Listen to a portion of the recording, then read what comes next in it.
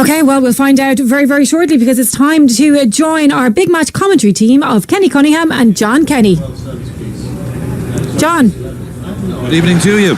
This is the Group B game between Ireland and Greece, and a wonderful atmosphere here, but the stadium's not full. It's only about, I'd say, 1/3 full. There's a good mix of Irish fans on the far side. We just saw some pictures, actually. One of the producers here showed us a picture of what's outside the ground. There's a lot of people outside trying to get in because one of the gates are stuck, which is very unusual, Kenny Cunningham, because this is a brand new stadium. Oh, I know. You travel all that way from Dublin, sunny Dublin, only get stuck in the gates outside. And here we go. Ireland playing from left to right in the all-white strip. Attacking already. Here's Ida, and he just tries to keep the ball in play. And in fact, let's get out for a corner. Good attacking option there. Very, very quick ball out to that right-hand side to pick out Matt Doherty. Ida couldn't keep it in play, but Ireland got him themselves a throw in the first couple of seconds. Yeah, it's a really good start from the Irish. A lot of pent-up emotion, energy in that dressing room. Can't wait for this kick-off, those Irish players, I would have thought. Smallbone takes it. Give me the team in a second. Headed up in the air, back towards Smallbone. Probably let it drift out of play. It's going to be a throw then for the Republic of Ireland. Level with the edge of the penalty area on the right-hand side. This game was in doubt a little while ago because there was thunderstorms sweeping over the Athens area, and the pitch at one stage was unplayable. Referee inspected it though, and they've carpet-like pitch with a very good drainage system. It's a brand new stadium, so thankfully we're up and running. The Irish team, it's Bazunu in goal. Then they got back three of Collins, Egan and Lenihan. Doherty and O'Dowd the width. Cullen, Smallbone, his first competitive start, Malumbi. Then Ida and Ferguson up front for the Republic of Ireland. What do you make of the team? Yeah, well, I'm excited by the team, John. That's the first thing to say. No huge surprises. Maybe Darragh Lenihan getting the nod, or Darragh O'Shea in that defensive position. But yeah, Will Smallbone for me. Probably not too much of a surprise, John. The quality which he has, his ball playing ability. No surprise Stephen has found a position for him in the team this evening. Wasn't sure whether it was going to be in that midfield three, or potentially he could have played him off a front striker in the number 10 role, but to put him into that front three and put a second striker onto the pitch is probably as bold as the Irish manager could have done this evening. So yeah, a lot of attacking threat there on the pitch, so I'm looking forward to it. Greeks are playing in the all-blue strip. That looks like a foul on the far side on O'Dowd. A little push on him and he goes to ground. Both teams, by the way, wearing black armbands today. We had a minute's silence for the boat tragedy off Greece recently. Both sides, black armbands. 80 people dead in a terrible tragedy. And it's a 32,000-seater stadium, but it's not full by any stretch of the imagination. We see more and more Irish supporters are joining us all the time, because it seems to me that's where the problem was. The gate was to getting the Irish supporters in, but looks like they're all filling it up now. But it's interesting to read in one of the newspapers here saying that the Greeks had more important things to be doing on a Friday night rather than watching their own football team, which is a bit strange. Air taxi man who brought us to the game didn't even know there was a game this evening, John. I know. It was actually great because taxis were in short supply earlier on, and we actually happened to pick him up on the side of the road, and he was telling us his son works in a casino in Limerick. He's married down there, so that was a bit of good fortune as well, and he got a nice healthy tip. With 3 minutes in, remains at 0-0, but Greeks have got themselves a free kick right on the halfway line. Our referee today is from Austria, Harald Lichter, all Austrian crew, and they've got themselves a free kick just to the left-hand side, which Tsimikas is going to take. Tsimikas of Liverpool, the 26-year-old, ex of Olympiakos. Falls back though deep in the heart of the Greek defence as they pump it forward. John Egan gets his foot in the way and then plays it up to no one in particular, just trying to power it away, and it's gone out for a goal kick away to our right hand side.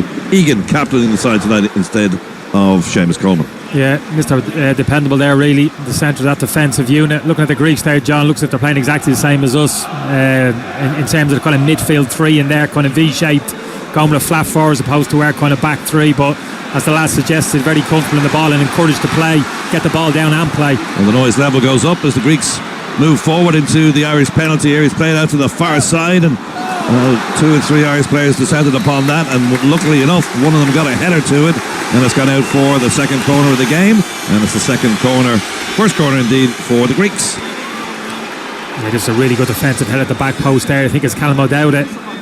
Ball popped to that back post. It was the Greek captain Tassos driving forward from midfield. into that back post area. Calmadeu spotted it, got across and dealt with it. Tassos, 56 caps today, 11 goals for his country. As the shot comes in and Bazuna has to make a good save there. Mavropanos puts it into the turf. It bounced up in front of him. That was heading for the top corner. Bazuna had to paw it away. Yeah, it was an awkward one. John wasn't quite got hold of it, but it was still sliding underneath that crossbar. Good feet from Bazuna. Tsimikas takes the corner. Adela gets ahead to it. Puts it out to the edge of the penalty area where the captain has a shot. Goes across goal. Tassos. And again, that nicks away off an Irish defender. So 3 corners in quick succession here for the Greeks. In the 5th minute, they're starting to pile on the pressure. Tsimikas to take it then, left-footed. Player comes towards him, but he ignores him. Goes towards the back post. Bazuna stays on his line. Probably the right thing to do. Bit of head tennis in the penalty area. Looked like there was a Greek player offside. We looked across to the far side, all the Irish players pleading with the linesman on the far side, but he doesn't give it, and the play goes on, and Tsimikas picks it up just shy of the halfway line. The Greeks have started well in this game. 3 quick corners and now a good run from Matios. Matios gets the ball across the area. Well, I thought he was. Nathan Collins got in the way. These corners are racking up now. We're in the 6th minute, and there's 4 already for the home side. Yeah, real sustained pressure in the Irish penalty box. Just got to keep our concentration now, keep calm. That's what Gavin Bazuna was trying to tell to his players. Don't panic. Keep our discipline in the early stages of this game. Mantalos comes towards the ball, but Tsimikas again takes this corner. It's an outswinger towards the penalty spot. They're all jumping as one. Smallbone gets an edge to that as well, and it's pumped into the ground again, and similar from the previous shot. That was Tassos this time from the edge of the area. He pumps it into the ground, and it's again going for the top corner, and again Bazunu pushes it away, and it's the 5th corner in a row. Yeah, just struggling to get that ball clear, John, aren't we? The ball's popping around again. Not a clean strike, but the dip in nature of it caused Bazunu 1 or 2 small problems. Done the right thing. Tassos goes to the near post. Oh, and that could have got anywhere. Jason Malumbi guarding that near post, got a header to it and put it out for the 6th corner. I've never seen as many corners in the opening 7 minutes of an international game before. Tassos takes the quick corner, dips it into the penalty area. There's still 5 or 6 blue shirts up there. Smallborn tries to get it clear, and at least in knocking it off Tsimikas, Ireland can get it out of here with a throw deep inside their own half of the field, level with the edge of the penalty area. Yeah, Matt Doherty won't be rushing to take this throw in, John. Like I said, period of sustained pressure there from the Greeks in the Irish penalty box. We've survived it for the moment. Just need to try and get on the ball and get up the pitch, spend a bit of time in the Greek half of the pitch, maintain a bit of possession ourselves. Just get a little bit of a breather for the moment. Evan Ferguson gets his first touch in the game, knocks it back. Doherty and Ida, nice spin away from Ida. Needs Ferguson to move away from him now, and he just gets a little nick on his ankles there, and it's gone out of play, and he was claiming the free. He thought it was, and the referee decides that actually Ida put the ball out of play, and it's going to be a throw for the home side. I thought Ireland a little unlucky there. Yeah, I thought it was a free kick, John. He done great initially, didn't he? Just spun away from Tsimikas, opened his body up, left him for dead. Then he just invited the challenge from Mantalos. One, I just nicked the ball away from him. There was contact. It was a free kick from my point of view. A good play from Ida. Kasadikas, centre of defence for the Greeks. Ball is spun from left to right, and now it's the man who plays for Sheffield United. Baldrock. 2 Sheffield United players on the pitch, in John Egan and Baldock. Now it's a poor ball, and you can hear what the Irish supporters think about that. And gradually that Irish section away to our left hand side is filling up both sections below and high. They've also bought some of these corporate tickets down below us as well, so that should be a bit of fun if Ireland scores. We don't do corporate, John, do we? Apparently so. The Green Army away from home? Well, there's about 2,000 of them here, and you can hear the voices because there's not a huge amount of Greek supporters in the crowd. Mourassis dispossessed. They need O'Dowda to come back and rescue them. They do, and O'Dowda concedes another corner. 7 corners now to Ireland's 1, and we're only in the 9th minute. This is what you call sustained pressure, all right. But caused our own problems there. Josh Cullen in centre midfield really popped the ball. Will Smallbone popped the ball into the feet of Josh Cullen there. The pitch, he really didn't want it. His first touch got away from him. Mazoris was all over him, took the ball off him. It's ended up with a corner kick. Mantalos to take this. Petros Mantalos of AEK Athens, who's playing his home stadium, goes short to his captain, tries a little reverse ball. Did he keep that in play? Yes, he did. Looked like it across the line, but the linesman on the far side, the assistant on the far side, decided to keep the play going. And Baldock picks it up just inside the Irish half of the field. All the white shirts and Bazunu back in their own half of the field. This pressure is mounting and mounting. Ireland need to just get their foot on the ball and get the ball out of their own area for a little while. Tsimikas has it, plays it out to Baldock. Baldock out on that right hand side, playing in towards the end where the Republic of Ireland supporters are. There's two Greek players lined up on the edge of the penalty area waiting for this ball from Mantelos to come across to them. John Egan gets his foot in the way, thankfully, and just diverts it away. Courbelis though picks it up. He's their playmaker, wearing number 6 in the centre of defence. Ireland still desperately trying to get inside their penalty area, their own half of the field as well. First minute they gained themselves a corner from the kickoff, but has been as good as it got for Ireland so far. This really is a team under the cosh at the moment. Remains at 0-0. We're listening to Game On here on 2FM as we bring you coverage of this Group B tie, Greece against the Republic of Ireland. They beat Gibraltar, the Greeks, and now it's a chance perhaps for the opening goal, and Bazunu comes out and clatters Mazouras goes to ground. Referee sees nothing wrong with that, says it was a 50-50 ball. Tessos though has it. The player's still down in the penalty area, and Ireland have conceded yet another corner. The Greeks are saying we should have had a penalty there. What do you think? I mean, my initial reaction, John, was no penalty. Gavin Bazunu made contact. It was a brilliant run from Mazouras in behind Callum O'Dowda. He got done there. Callum O'Dowda thinking the ball was going to be played into his feet. Ball popped in behind. For me, Gavin Bazunu makes good contact with the ball. Mazouras tries to dink it over his head. He clearly makes contact with it. There's a collision between the two players after that, but certainly no penalty. Good goalkeeping. Potential penalty check on VAR up on our screen, but we could see that Bazunu got there before the Greek player and pushed it away, so no penalty. They will get a corner though. It's their eighth in a row, and we're in the 12th minute in front of the Irish supporters on that far side. It's going to be Mantelos to take this. The man from AEK, he's earning his 53rd cap tonight, 6 goals for his country. Referee wants to, again, checking for a potential penalty and a handball in the area as well, so we didn't see that. That was the cross, the last cross that came into the box from Baldock was deflected for this actual corner kick. There was a couple of small shouts for a handball. Oh, referee. Haven't seen a replay of it, John. No. I don't know how far, don't know whether it was Callum O'Dowda. The referee just ushering players away from him. Smallbone wants to have a word with our Austrian referee, and he's still waiting. This is taking an inordinate amount of time. It's 2 potential penalty checks they've had now. One for the potential foul by Bazunu, which was waved away. Forget about the first one, John. I think it's all on the second now, isn't it? Yeah. It's that natural body position, John, again, isn't it? The defender who's trying to block the cross. As long as that arm, if it hits your hand, doesn't mean it's a penalty kick. As long as there's a natural kind of position for your hand to be in. As I said, we haven't seen a replay, but here well, those who hit far like me will not be impressed by this taking too long. And even Gus Poyet, you can see his face on our screen down here, former Sunderland manager, Chelsea player, going, come on, get on with it now. This has been going on an absolute age. Referee is saying to the Greek players, don't come talking to me, we're trying to work this out. And somebody in a room somewhere is deciding whether this is a penalty or not. And they've gone with the big screen and they're going to go and check it now. Oh dear. Yeah, this is bad news. Invariably, you know what the end result of this is, and the referee gets told to go to the touchline, John. Hopefully we'll get a replay of it ourselves. They usually give penalties for these. We shall see. Now it's the header out of play. I think it's O'Dowda who heads it out of play. Yeah, it was the arm. It's that right arm's up. Yeah, he's in big danger here, John. That looks like a penalty kick for me. His right arm comes up in front of his face. Callum O'Dowda's. Now that's not natural defensive position. You know, generally your arm should be around your waist. He's going to give this. This is the penalty signal. He's given it. Oh dear.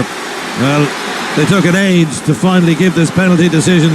O'Dowda headed it out of play, but we could see it that his hand was up beside his cheek almost, and then must have clocked his hand. Here it is again on our screen here. Yeah, it hits his hand. They claim for the penalty. They could have got it twice over. They got it second time around.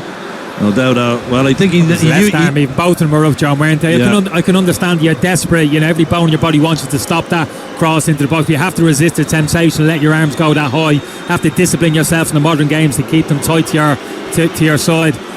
Well, the captain's going to take responsibility here. Tanos, number 11, plays for Trabzonspor. He's got 11 goals for his country in his previous 55 internationals. Gavin Bazunu, this is up to you to keep it at 0-0. We're in the 15th minute of the game. A penalty for Greece. Hammer down the middle. Bazunu went to his right. Tassos went straight down the middle. You ain't going to stop those. Yeah, not unless you stand in the middle of the goal, John, and wait for the ball to hit you. Not too many goalkeepers are going to do that. It was great technique. Sweetly struck by Tassos. Right down the centre of the goal. He's had a good start to the game. The Greek captain, he's been involved in pretty much everything. 2 shots on target. Now he's got his goal. You wouldn't say a goal's been coming for the Greeks, John, but it's been a really strong start for them. Real sustained pressure on the Irish goal. Just Callum got caught out twice there in the last couple of minutes. Ball over the top. Mazouras nearly got in. Gavin Bazunu came out and blocked it.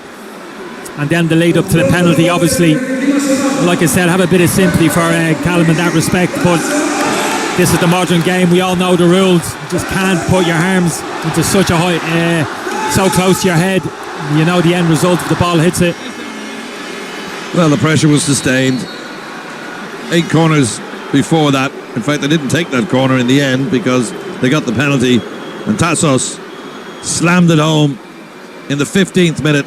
His 12th goal in his 56th international for the Greeks. And you can't say they haven't deserved it. They've been the better side in this game. We've only had 1 corner, and that was in the opening seconds. One of the Greek players is lying on the ground. Here's O'Dowda. Fowler to Smallbone, and just didn't reach Smallbone as Courbelis came in and just got a little nick to it back to his goalkeeper. Not deemed as a back pass, but Smallbone was lurking there.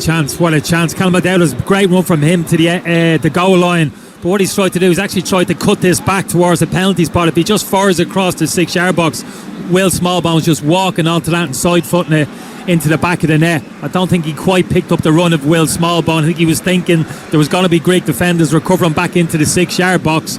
But Will Smallbone was just walking, nobody anywhere near him inside that 6-yard box. And like you said, the recovering Greek defender just got a toe poke to it. Evan Ferguson there in the lead up to that, John, showing his physicality there. Putting Mavropanos on his backside there. He went shoulder to shoulder with him. The big Greek defender couldn't deal with him. Well, the Irish supporters, having conceded that goal, silent for a moment, but the voices raised once again, trying to encourage their team. Courbelis in the centre of the park for the Greeks on the edge of their own penalty area. They lead by 1-0. A game in the 15th minute. The goal scorer, Tassos Bakasetas, but he's known as Tassos. The 29-year-old who plays for Trabzonspor has got their opening goal. Now, it was a really good trap up front as well by Pavlida, their number 9, big tall man Pavlida on the edge of the area, but he's committed the foul. Really good trap that was, but he was not going to get away with that one, I'm afraid. And it's a free kick to Ireland. Yeah, certainly was, John. Greece going direct there. Lovely 40-yard pass from Tsimikas in behind to Pavlidis, like you said, little swivel and played in. I think it was Pelkas who was joining in. Decent recovery tackle from Jason Malumbi, I think it was. You have to remember that a lot of these Irish players haven't played a game in about 5 weeks as well, so they might be a little ring rusty. So hopefully they can just settle and get back into this game. They nearly equalised moments ago with that ball from O'Dowda across the area, which didn't quite reach Smallbone. The Greeks come into this game on the back of a routine 3-0 away win to Gibraltar in their first group game. Greek have 2 wins, 2 draws, 1 defeat in the last 5. Enjoying a very good spell as well under the former Sunderland manager Gus Poyet, who currently is the highest win rate of any Greek manager after his first 12 games in charge, and now the lead here by 1-0. And you have to say deservedly so. Yeah, I think so. Yeah, just got to clear our heads a little bit. That was better, John, playing out from the back there, 5 or 6 consecutive passes. Just the last pass from Will Smallbone into Adamida was just a little bit too strong. Shame that, because we'd sucked a number of the Greek players high up the pitch and played around them, found the space in behind. Just the quality of that final ball from Will Smallbone there just kind of surrendered possession. And that was a little bit more encouraging. Well, Ireland's point of view, with the Greeks beating Gibraltar, lacklustre 0-0 draw against Latvia, who the Republic of Ireland beat recently in a 3-2 friendly, but an outstanding save from the French goalkeeper and added time from Nathan Collins' header prevented Ireland from taking what would have been a very and hugely important and well-earned point against the French. So they lost that 1-0.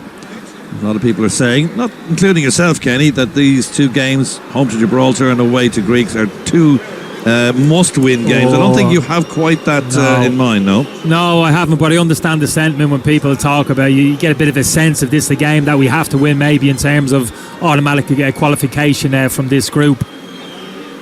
Well, the top 3 would be involved in qualification. Top 2 automatically going through, with the Netherlands also in the group, alongside the French, who are likely to tabletop. O'Dowda, that wasn't great from him, just let the ball run away from him. And Mazura snapped on him, but Ireland get the ball back again through Ferguson. Ferguson whips it out to Doherty. Doherty down the line towards Smallbone. Smallbone won't keep it in play there because that is very good defending from Hazarikas, who comes across, puts his body in the way, and that's a run out for a goal kick. Yeah, the passing's got to be better. John just spoke a few minutes earlier. The pass from Will Smallbone into Adam Mead, a bit too heavy. The exact same scenario again. Matt Doherty in good possession. Great run from Will Smallbone to that inside right channel. But again, the pass is kind of overhit. Greek defender just shepherds it away. Just going to take a little bit more care with that passing when we get deep into the Greek half. Otherwise, we're not going to get any kind of sustained pressure on their goal. Substitutions tonight for the Republic. Dara O'Shea, include Dara O'Shea, Alan Brown, Obafemi McLean, who would, if he does come on, earn his 99th cap. Jeff Hendrick, Troy Parrott, Jason Knight, Jamie McGrath, Mikey Johnson, who's currently on loan at Victoria Guimarães in Portugal, and Mark Sykes of Bristol City. Ireland have got a throw deep inside the Greek half of the field. Doherty takes it short, goes to Ferguson. Ferguson on the right-hand side of the penalty area, back to Doherty and turn back to Smallbone, and then to Collins. Collins is having to track back towards his goal. Little bit of passing between himself and John Egan, and they've just lost out there. They've had to go all the way back to the goalkeeper, Bazunu. He's pulled off 2 good saves as well, Gavin Bazunu, in the early part of this game, and couldn't do anything about the penalty. He was hammered straight down the middle, the Southampton player, and now Matt Doherty tries to keep that clearance from Bazunu in play, cannot do so on the halfway line. But that's a good tactic. Greece putting the high press on, and Gavin Bazunu immediately recognising that and looking to hit a big diagonal out to Matt Doherty 1v1 against Tsimikas. Should have the advantage height-wise, John, over Tsimikas, and he can head that ball onto the inside there. We've got our 2 centre forwards coming across the pitch to make it stick, so don't expect to see a little bit more of that. If the Greeks press us high, Gavin Bazunu will be looking to hit that big diagonal over to Matt Doherty onto his head.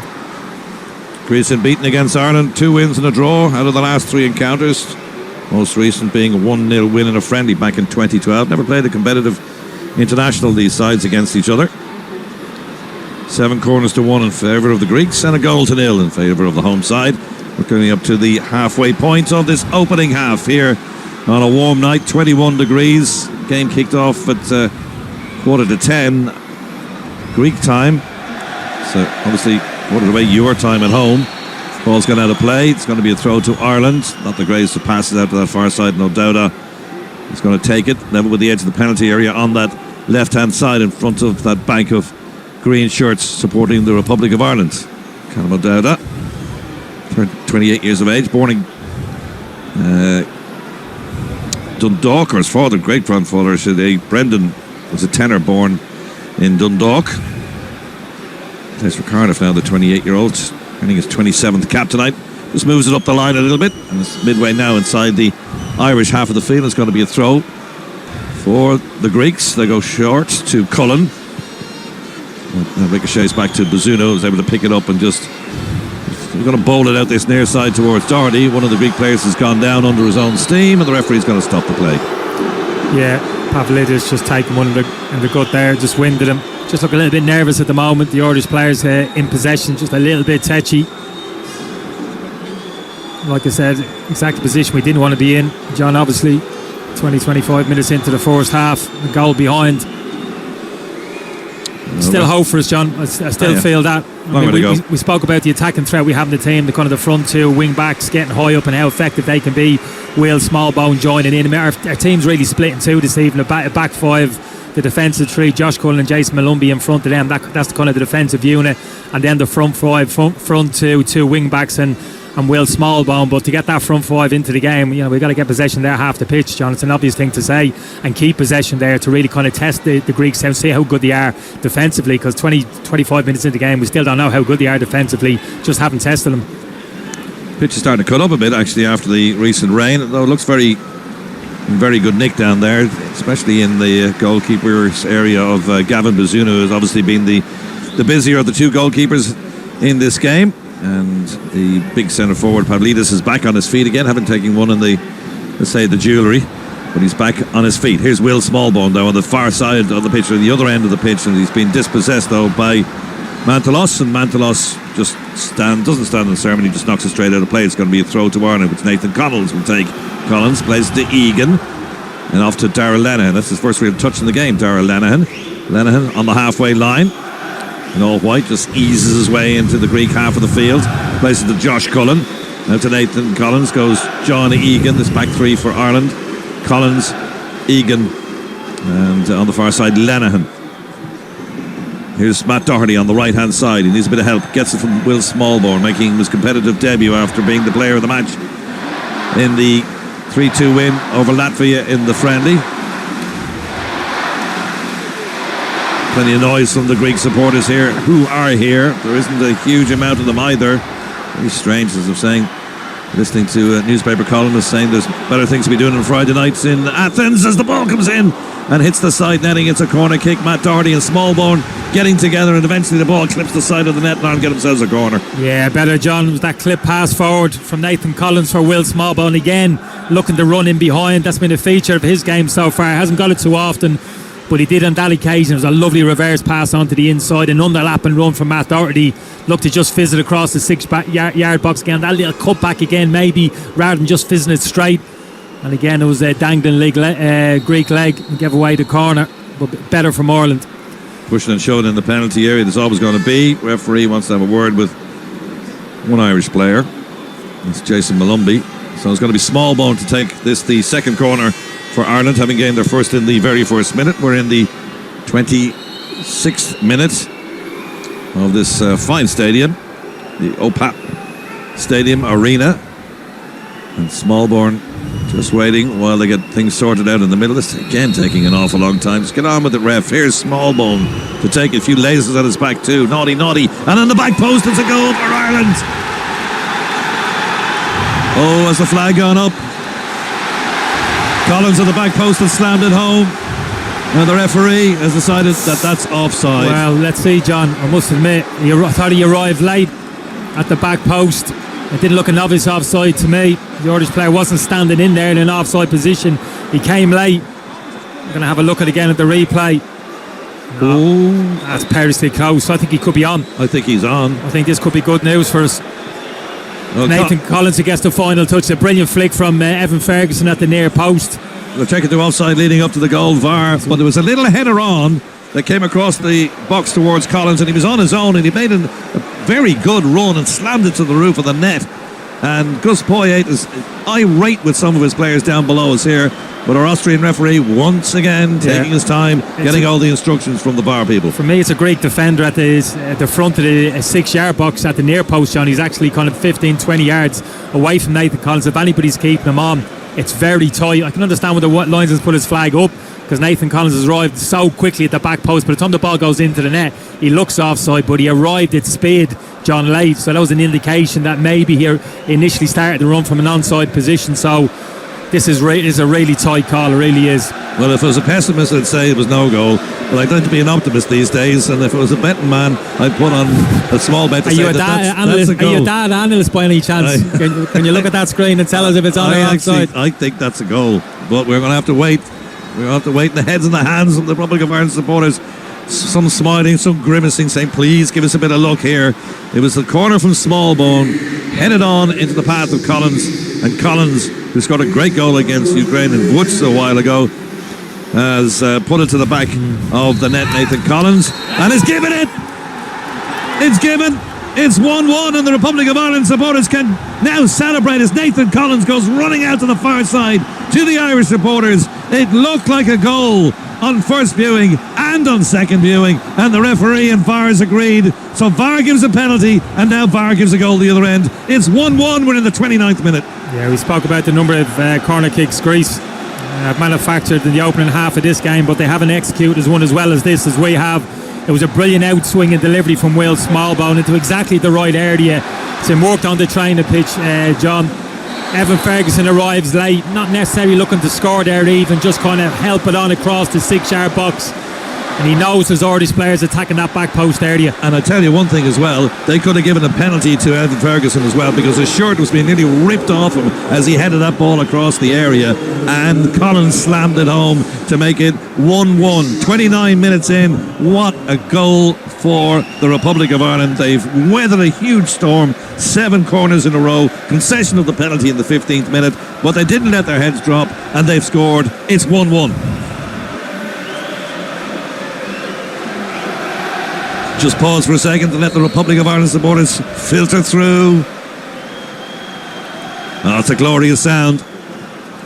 1-1 in Athens, in a game that was in doubt. We've got an injury to one of the Greek players on the far side. It's George Baldock, and he needs a bit of attention, and Republic of Ireland supporters will cheer, and the Republic of Ireland players will come over and get some well-needed water. It was interesting watching Nathan Collins celebrate goal. Think of the last goal he scored for Ireland. You correct me if I'm wrong, John, but obviously that wonder goal against Ukraine. And like the celebration, you wouldn't say this was like a similar in terms of the execution of the goal, but it means just as much to Nathan Collins, and great to see him, albeit after a lengthy delay for obvious reasons, go and celebrate in front of the Irish supporters in the corner of the stand.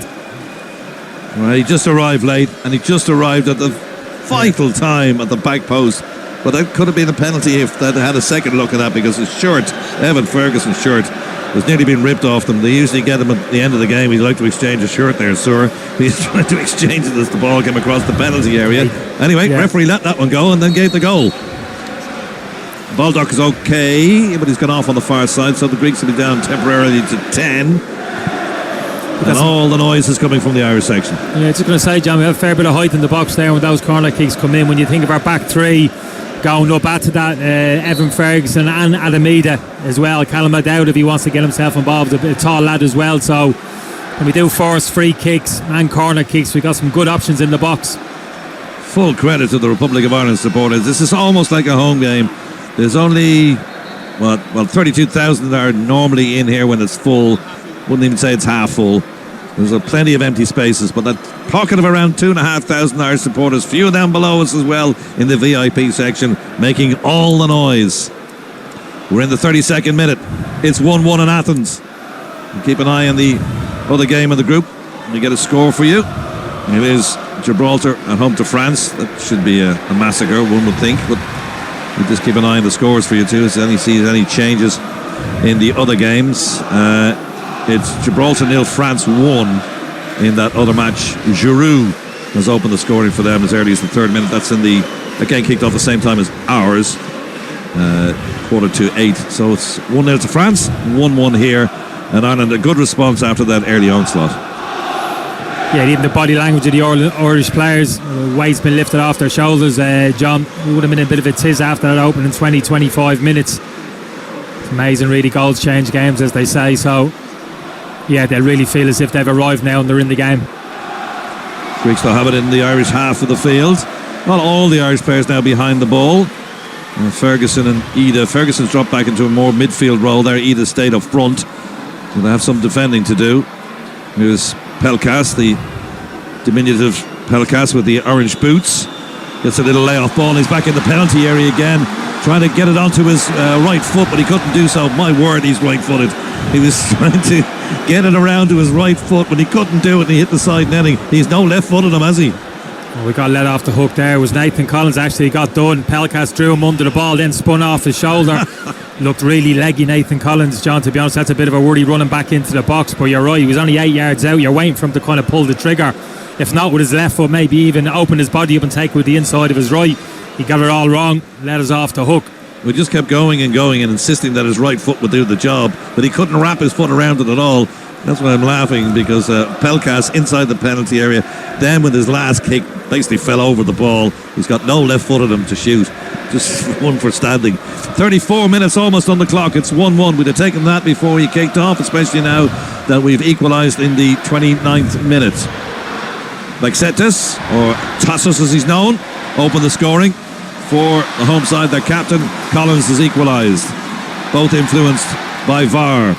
Tsimikas gets to the edge of the penalty area, and the shot comes in for the captain once again. Tassos on the edge of the penalty area, but Brazino gets a good strong body behind it and remains at 1-1. Yeah, just a little bit too easy. That again, the touch from Tsimikas took him inside. Will Smallbone. Then Josh Cullen came across. He couldn't make contact with Tsimikas either. He darted past him.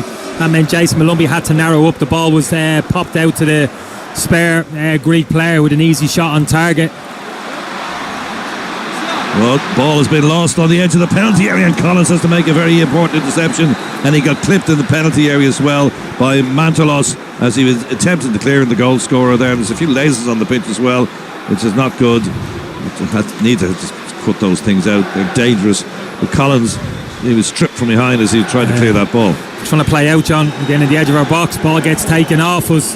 We look really open again. It's just an overhit pass allowed Nathan Collins to get across and make the recovery interception. Just got to pick or choose our moments playing out from the back. John, we know that's how we want to play. That's how the manager encourages us to play, but every situation is different. We've got two centre forwards high up the pitch tonight, two good targets.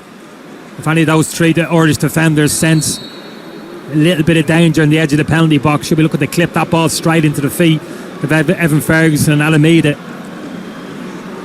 Mantalos has got a yellow card, incidentally, so he's walking a bit of a tightrope now for the rest of the game. A couple of other scores to give you. Group C, Malta 0, England 3.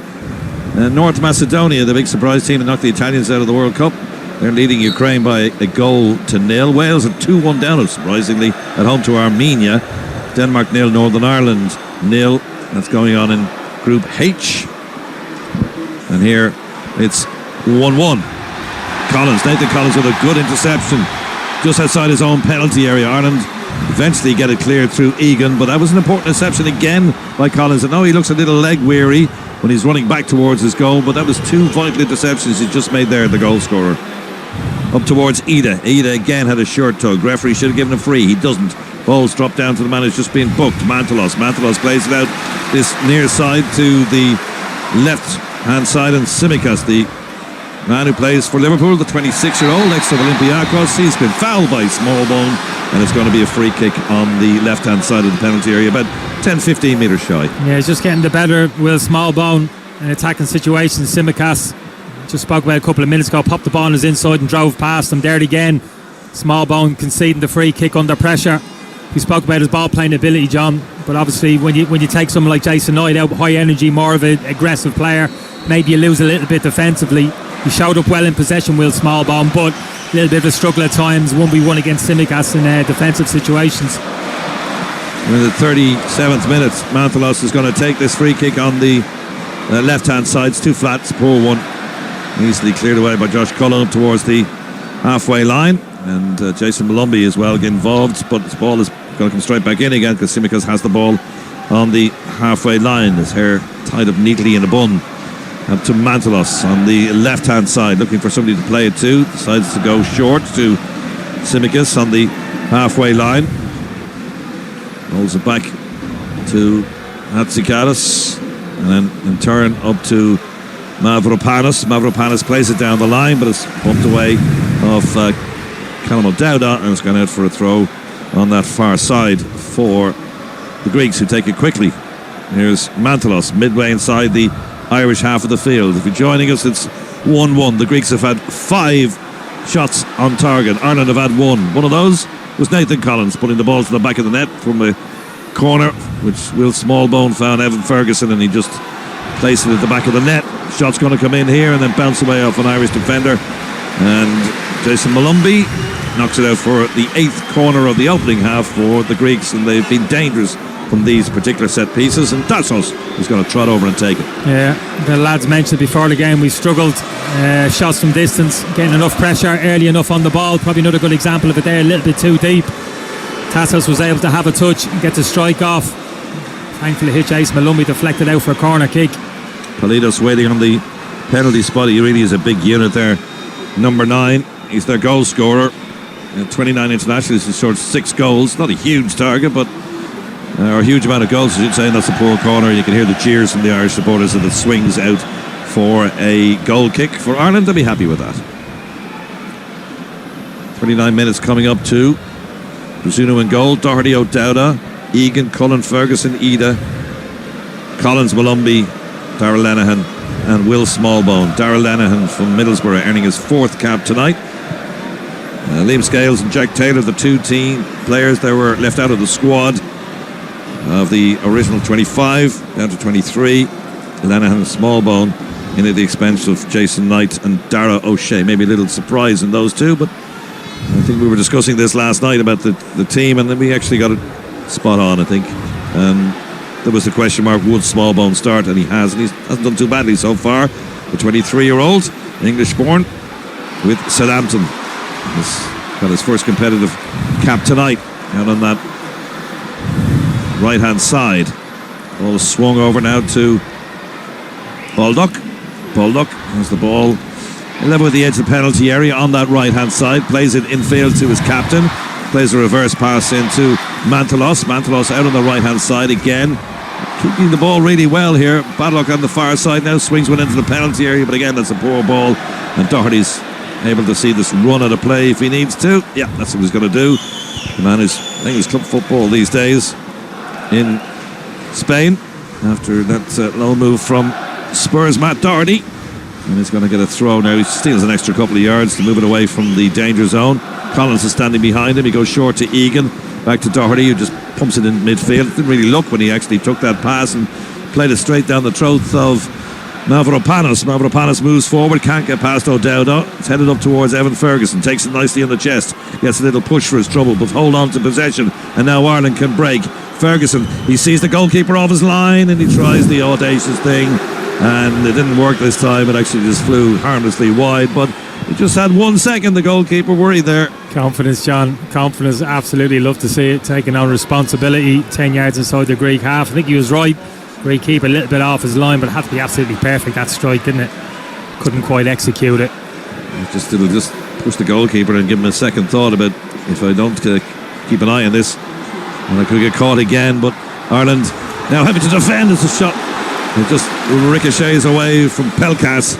It was a shot in on goal, and an Irish defender took a leg out, and if that had been a target, it could be in trouble. Yeah, it was Matt Doherty. It was a really good approach play from the Greeks, popping the ball, moving the ball really quickly. John, 1-2 touch on the edge of our penalty box. Tassos involved again. The captain, I think it's Baldock on the overlap, little cut back towards the penalty spot. You're right, it was Pelkas, the side foot shot. Matt Doherty doing his defensive work, getting across and getting the block. Evan Ferguson's the youngest player on the pitch out there. He's only 18 for Brighton, and from Bettystown for Barry, next League of Ireland player. Ferguson has got 1 goal in his 4 appearances so far, but 10 for Brighton. The teenager, just up from the ranks of the under-21s. He looks like a real prospect and a player we can perhaps build this team going forward around. Simkus on his halfway line. The Greeks have had a lot more possession than we have, 56 compared to 44. We've got 3 minutes to go to half-time. Farley can hold on now for the next couple of minutes. They'll be happy to take a 1-1 draw to the break. Here's Mazouras. Goes on a return ball again. Is he going to keep it in play? It skips away. Oh, he did really well to keep it in play. I thought it was going to skip away and go out of play, but he did well to pull it back from the byline. And the Greeks are in control again with Baldock on that far side. Plays it into Mazouras. Mazouras flips it into the penalty area. John O'Shea heads it away to Tassos. Tassos with a shot. Oh, didn't miss by much. In fact, they nicked away off a defender. Corner, they're 9th. Yeah, causing their own problems again. Callum O'Dowd, a really heavy touch trying to play out, gets the ball taken off, and they work it into the penalty box. It arrives at the edge of the penalty box again. Greek player picking the ball up. Tassos, not enough pressure, arrives too late. John has time to steady himself again, get that shot off. Simicus to take it left-footed, an outswinger again towards the penalty spot. All the heads rise at the back. It's going to be the Greek player Koubelis to pick it up on that far side. Plays it back to his captain. Tassos was in a lot of the ball and scored the penalty. It's 1-1. Collins equalised. Here's Simkus. Simkus turns one way, then the next. Dumps it in right-footed. He's a predominantly left-footed player. You can see that there. Mantalos with a shot. Couldn't keep it down. Remains at 1-1. Minute and a half to go to half-time. Ireland will try and see this out now. Yeah, found a little bit of rhythm to their play again, John, the last kind of 5 minutes. The Greeks working the ball into wide areas again, delivery into the box. Good defensive header from Darragh Lenihan it was, and better pressure this time. The ball was headed 10 yards outside a penalty box. Jason Malumbi got out to the man in possession quicker and kind of rushed the shot, John, which is what you have to do. International level can't give players 5-10 yards outside your penalty box time to have a touch, set themselves and get a shot on target. So that was better. Bazuna wasting as much time as he possibly can, then knocks it long, high into the night sky. 21 degrees, no wind at all out there. It's a nice night for football. The pitch cutting up a little bit after the heavy rain earlier on. The game was in doubt before it was inspected, but the drainage has done its job. We're in the last minute of the opening half, plus any time to be added on. The UEFA official down below us has a word with Matt Doherty as he steals a couple of extra yards right in front of Gus Poyet, who's looking rather resplendent and looking very fit as well. Gus Poyet, Chelsea midfielders, former Sunderland manager, and a little push on the back of Alameda, and Ireland have got themselves a free kick in the last couple of minutes out on the right hand side, but close to the penalty area. This could be advantageous. Get the big boys up from the back. No, you're right, John. It's a really good position. Spoke about already the height that we have, good aerial threat, players we can put into the box. It's a really good opportunity. Small ball will fancy this. We saw his delivery already laid up to the first Irish goal. It's a decent position as well for him. Just 10 yards to the right of the penalty box. About 35-40 yards from goal. Flakademos in the Greek goal, just trying to marshal his troops. We've got 5 minutes of added time. Wow, where did that come from? Smallbone to take this now into the penalty area. They all rise, and eventually it falls to Ida. Ida might try to wrap his foot around this, and that's what he tries to do, and he just couldn't get the cross in, and the chance has gone. But of course, in the 5 minutes, this is from the waiting we had for the yeah. two VAR incidents. I was going to say, John, it's pretty obvious where the delay has come from, but not being funny though, the quality of that delivery from Will Smallbone is absolutely fantastic. Unfortunately, no Irish player attacking the centre of the goal. I think it was Mazouras, the Greek defender, who dropped in there and made the clearance, but it's exactly the area where you would have wanted the ball to have been delivered. Real kind of pace, asking for someone to get on the end of it. Fortunately, no Ireland player there. Tassos, their goal scorer, their captain, their playmaker. We're in the first minute of 5, just coming to the end of that now. And at the end of this opening half, it's very warm temperatures earlier on today, and that caused those bubble up thunderstorms. 27, 28 degrees with the humidity as well. Nothing to blow the clouds away, so the clouds decided to dump their contents on Athens today. Difficult getting a taxi this evening as well. We were 45 minutes waiting for a taxi before we finally found our man with the sun from Limerick. But anyway, all's well that ends well. We're here.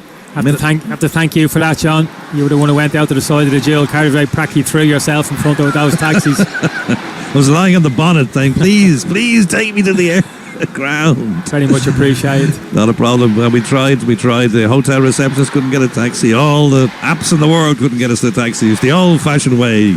Stand on the side of the road and stick your hand out. That's what worked today. Found a very nice taxi driver, took us up, and he got himself a few quid as well.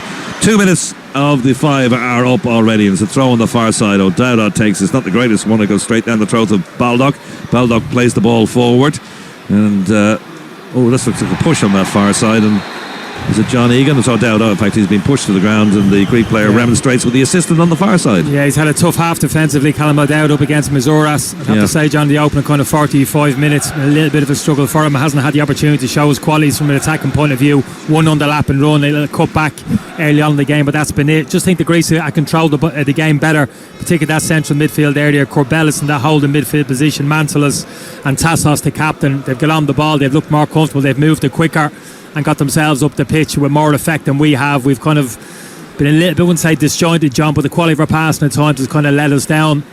Particularly in midfield, we looked a little bit nervous at times in possession, so that hasn't kind of helped. So overall, I think Stephen Kenny will be delighted to get in at half time on level terms. Doherty clips it forward. He's gone out of play. James McLean's an option down that side as well. Maybe on for his defensive qualities. He's will be earning a 99th cap. Yeah, but I still think if we can get Callum into the game, I just haven't got talking about centre midfield not getting on the ball. We need the out players to get on the ball, spend time in possession, John, and move us up the pitch and give those wing backs time to get themselves into those advanced areas. We just really haven't kept the ball well enough for the majority of the first half. So Callum Down is a one for me who can really cause them problems, particularly in the second half. The game gets a little bit open, stretched, spaces to run into. He's one who you actually want on the pitch. Egan asks a lot of Doherty. Doherty's not going to get that. Simicas in the way.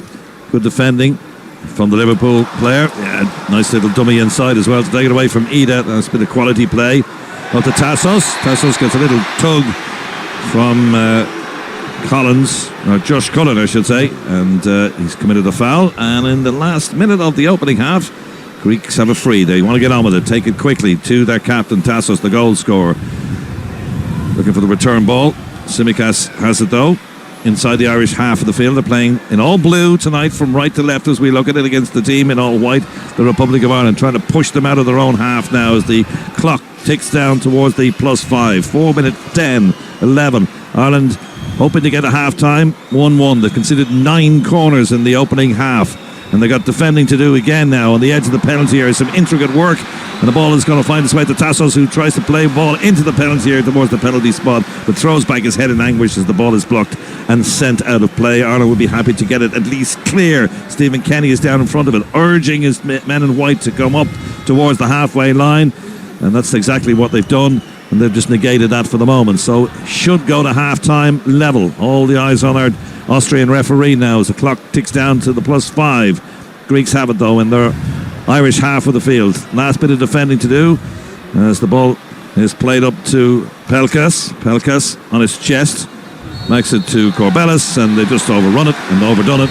And at half-time it's 1-1. They'll be happy the way the first half has gone after the early concession of the penalty, Kenny. Yeah, absolutely, John. Difficult start. I can see that a lot of corner kicks getting penned into our kind of penalty box. The goal arrived, maybe not a huge surprise, but we managed to assert ourselves to an extent. I wouldn't say we got our passing game going by any stretch of the imagination, but at least got into their half the pitch on the last third of the pitch on 1 or 2 occasions. Forced that corner kick, which led to the goal. Very well taken goal, very well worked off the train the pitch, John. But really, in general play, probably haven't created enough or as much as the manager would have wanted, and have looked a little bit open and a little bit shaky defensively as well. So certainly areas of the game we can work on for the second half. Tassos Bakasetas opened the scoring with a penalty on 15 minutes, decided after a VAR. Then Collins equalised on 27. Mantalos has been booked also in that first half. So half-time here in Athens, it's Greece 1, Republic of Ireland 1.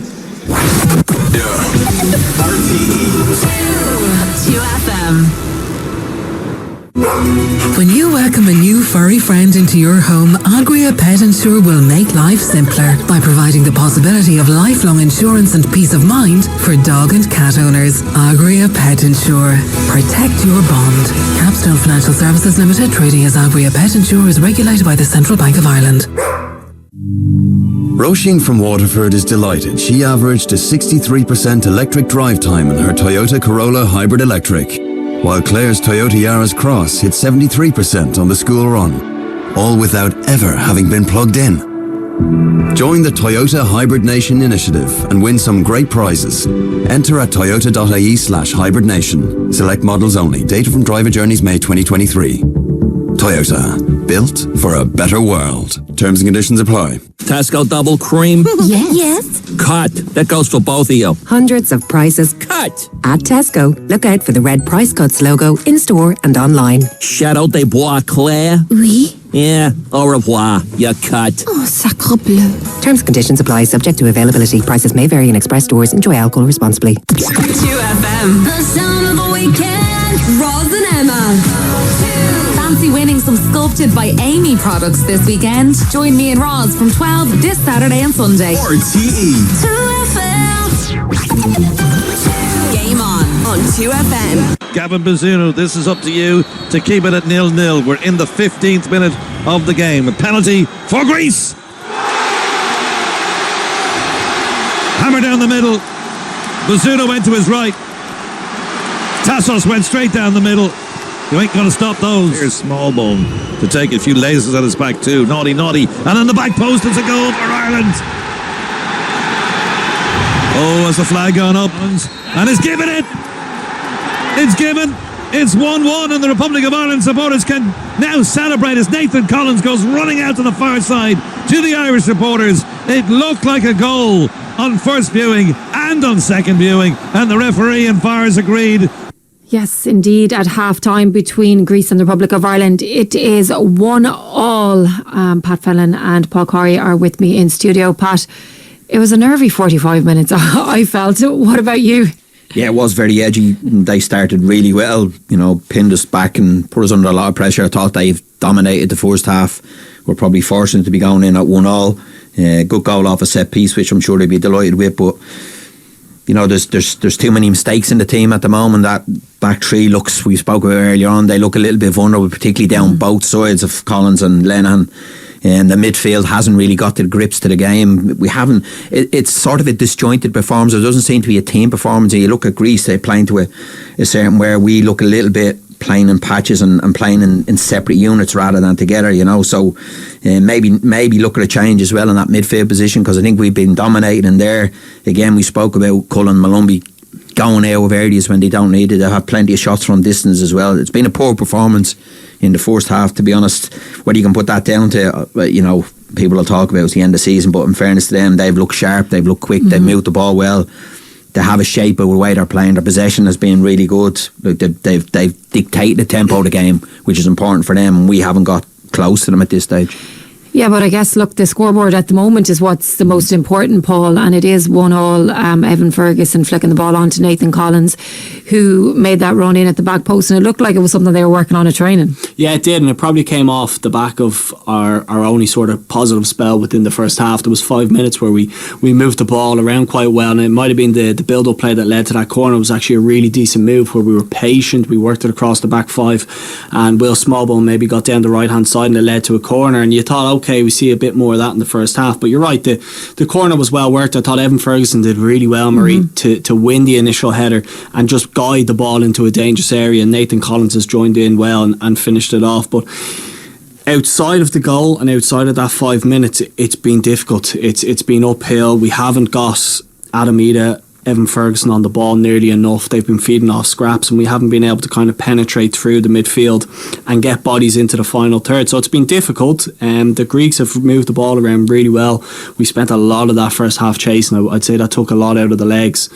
And for Stephen and for the team, I'm sure they're delighted to get in at 1-1. And I wouldn't be at all surprised, like Pat said, if he was to change it, even sacrifice an Adam Ida, bring in a Jason Knight and maybe just get an extra body in the midfield, create a box and try get a bit of a stranglehold on the game. Because in that first 45 minutes, it felt when they were in possession of the ball that we just couldn't get pressure on it. And as the half grew on, they started to kind of test Gavin Bazuna from outside the box a little more, like we've seen in previous games. If you look at the statistics, the corners, the shots, it's all heavily weighted towards the Greeks. Yeah, Gavin Bazuna has been so busy in that first half, and even you look at the opening 10 minutes, I think they had 9 corners, and they finished Greece very much like they started when they were peppering that goal. So they seem to have figured out a way to play us, even as far as we were talking about the shots outside the box. They're doing that as well. They kind of have our measure, really. Yeah, they've exploited that little space down the side as well. I'd like to see our 2 wing backs get a little bit narrow when we have to defend. It's okay being expansive and opening the pitch up when possession of the ball. A lot of our problems come when we've turned over possession. There's gaps in there that I'd like to see us get nearly into a back five at times to be nice and compact, you know, rather than make the pitch too big at times. We're away from home. We're under a lot of pressure at the moment. So again, like your wing backs, we want them to be wide and expansive when per possession, but when we give the ball away, they have exploited areas down the side of Lenihan, down probably more so on the left hand side than the right hand side, but that midfield area is giving us a problem. As in most games, if you lose that battle and you get played around in there, then it becomes a long night for your defenders, and we've probably got away with a little bit at the moment. So I'd expect a better second half from us. I think the manager will graft them a little bit as well, and maybe a change or two just to freshen her up. That midfield three hasn't worked for me. Smallbone looks like he's a little bit isolated and not attached to midfield, not attached to the forwards neither, and at times Cullen and Malumbi, like I said, going out that central area and giving us problems. So there's a bit of work to do for the manager at half time. Yeah, and even we were talking about Callum O'Dowda beforehand and how he was kind of a nailed on selection, but if you look at those wide attackers from Greece and them, they're the ones making the pitch big, and you can see that he's really struggling. Doherty doing a little bit better. What can we do though to try and put our game plan, put Stephen Kelly's game plan to impose it on them a little bit? Well, it's probably no surprise that Callum O'Dowda isn't as good going back the way as Matt Doherty, because his game, he's come through as a winger. Like he is naturally a wide left player who wants to be in the final third. And if you think back to early on in the first half, I should say, when Evan Ferguson picked up the ball, or Adam Ida, and slipped Callum O'Dowda into that little position, and he broke free and almost picked Will Smallbone out, that's where Callum O'Dowda's strengths lie. But how you kind of rectify what we've picked up on about those gaps between O'Dowda and Lennon is exactly what Pat said, where you just narrow up, force the ball wide, don't let them play balls in between our wing backs and our two centre halves, because it is posed a threat, and particularly when Lenihan has also got sucked into the midfield, or Collins got sucked into the midfield, they have nippy, quick players who have then just taken away and gone into those spaces and you know, once or twice actually heading towards goal, where you're thinking there's huge gaps here in our back three. So they need to be disciplined, Marie. They need to stay tight and try eliminate the spaces and force the ball wide. Worst case scenario, we've three massive centre halves in there. Force the ball wide, and if it does come in from across, you would fancy one of those three to win it. Got to eliminate those balls down the side. Yeah, and I think that's the key for me with and again, Lenihan's got to be clever in relation that when we do give up possession or the ball gets turned over, that he gets out of it in tight room, that he doesn't leave him in a wide area. As Paul says, let's defend crosses. I'm happy enough we were defending the crosses with the boys we have in there. They're all good headers of the ball, but at the moment there's just too many spaces down the side of both our outside centre halves, and it's causing us a problem. Okay. The pitch is too big at times for us when we're defending. Right, we're going to take a break. Stay with us, though. There'll be more reaction and analysis to come.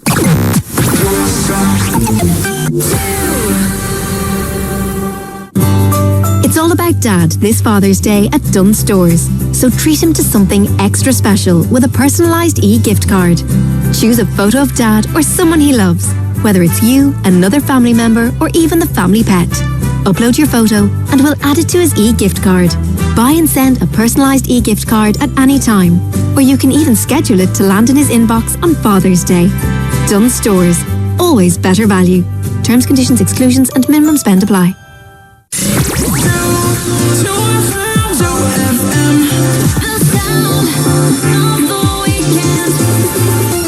If you're on the go, this is the place to go. Braeburn Coffee has just opened its first ever drive-through cafe at the Ashburn Retail Park in County Meath.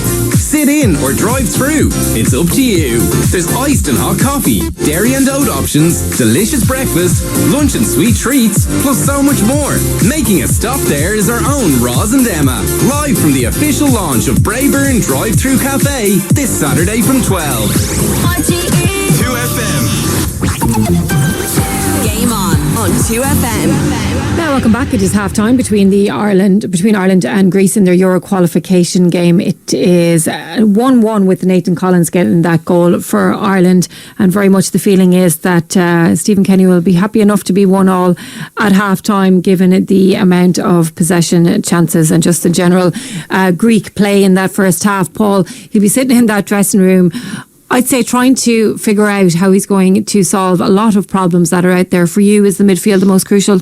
Yeah, it is. And you know, with and without the ball, I think with the ball we can be a little more direct. I think you got to feed Ferguson and Ida, even if it's a ball that you're turning the opposition or playing into them to hold the ball up. They're big lads, they're good with their feet, they're more than capable of holding the ball up and allowing people to join in. But yeah, we've got to string a couple of passes together a bit better.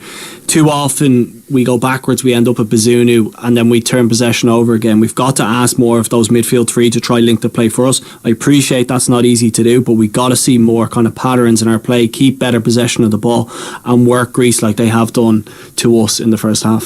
So now we have the goal scorers, and as Paul pointed out at the start of the programme, we just can't seem to create those chances. Aside from trying to sort out the midfield, is there anything else that this Ireland team can do to try and feed Evan Ferguson?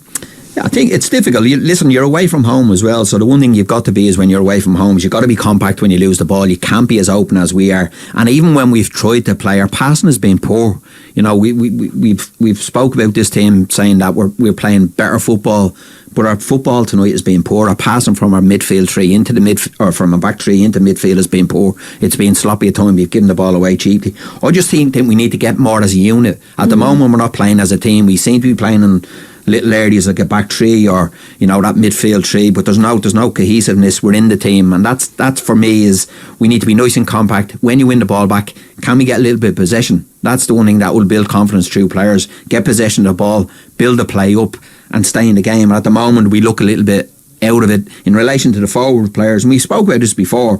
It's all right, we're talking about Ferguson when he's in a Brighton team that's creating chance after chance after chance. He's living on scraps here, and he's going to, because we've spoke about this and I spoke about this many times. We don't have that midfield player that can pick that real pass out. And again, we've scored off a set piece again tonight. it has to be better. I think if we continue to be the way we are and we're turning the possession over, having to work, as Paul said, the point of they worked really hard to stay in the game, that will take effect at some stage, and that will give you more problems. So we've got to get back to possession of the ball a little bit better than we are, and if that means just keeping it at times. But in fairness to Greece, they've pressed us high up the pitch. They've worked out that we're maybe not as good with the ball as we think we are, and they've picked us off a few times. So there's a lot of work, like I said, there's a lot of work to do, but there's more in us. We're better than what we've shown so far, and you're looking for a 10, 20, 30% up in the game. They've worked harder than us as well, which is, that shouldn't be the case. I think in general, everything, they've been better at all aspects of the game in that first half, Greece. We've been lucky with Bazunu in goals because he's pulled off some fantastic saves, Paul. Yeah, he did well with kind of collision with the centre forward where he got enough on the ball, because they are tricky situations where you can miss it, you can give away a penalty.